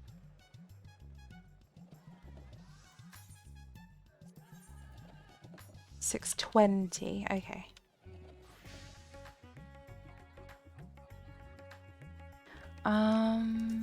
Yes, bowl cuts. Bunny on fire.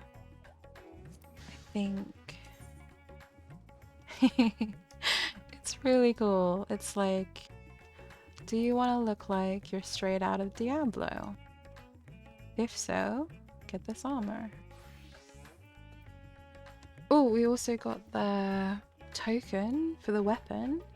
How many do we need? Okay, so the token will be 7 weeks. 7 weeks of doing this will give us the tombstone for the weapon. Okay. That's a lot. And then, oh, the weapon will be over here, won't it?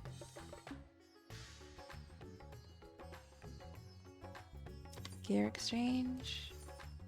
No, not here. Maybe.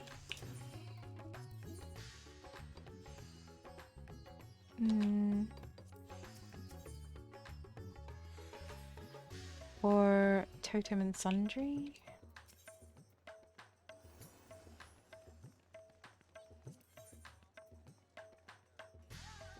Barbarica. Barbarica? Okay, that will be the new trial. Nice.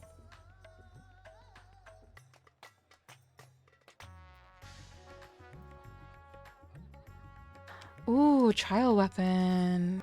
Okay, so the trial weapons are 615, so kind of in the middle. And this is windswept rod. Windswept cane.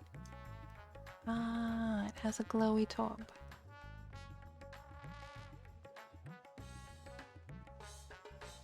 Okay.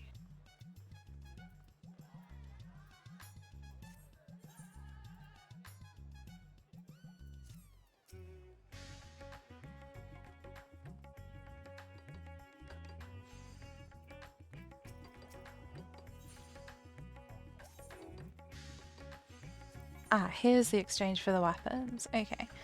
And then these weapons, after getting 7 tokens, will be 620. Gotcha. And that looks like this. Oh, that's really pretty.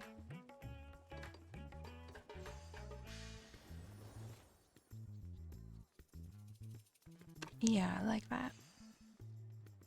I keep forgetting to look at sage weapons though, I'm not sure why.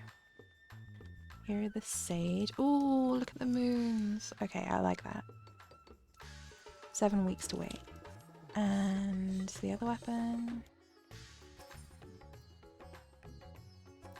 Barbarica.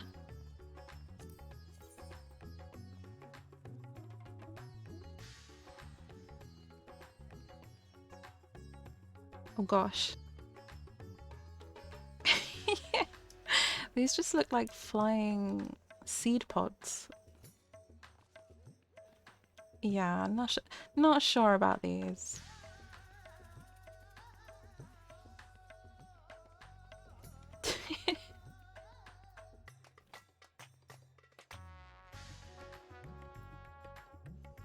I mean, some of them look good. The ones I'm using are little bats. Look.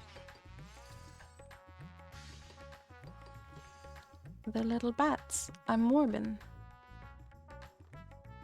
It's Morbin time every time I fight.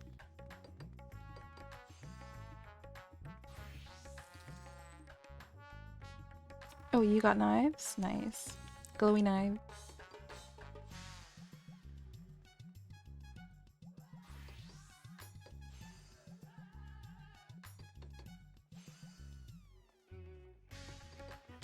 Bowlcuts is asking about how often do patches come out. It looks like Camo's got you. He says patches come out every 4 to 5 months in between expansions. Yeah. My dragon bats are pretty awesome. Yeah, I'm gonna miss them if I have to replace them. Okay, so I want to unlock the Unreal, which I'm pretty sure it doesn't have any story connected to it. So we can go to the Fox and get it.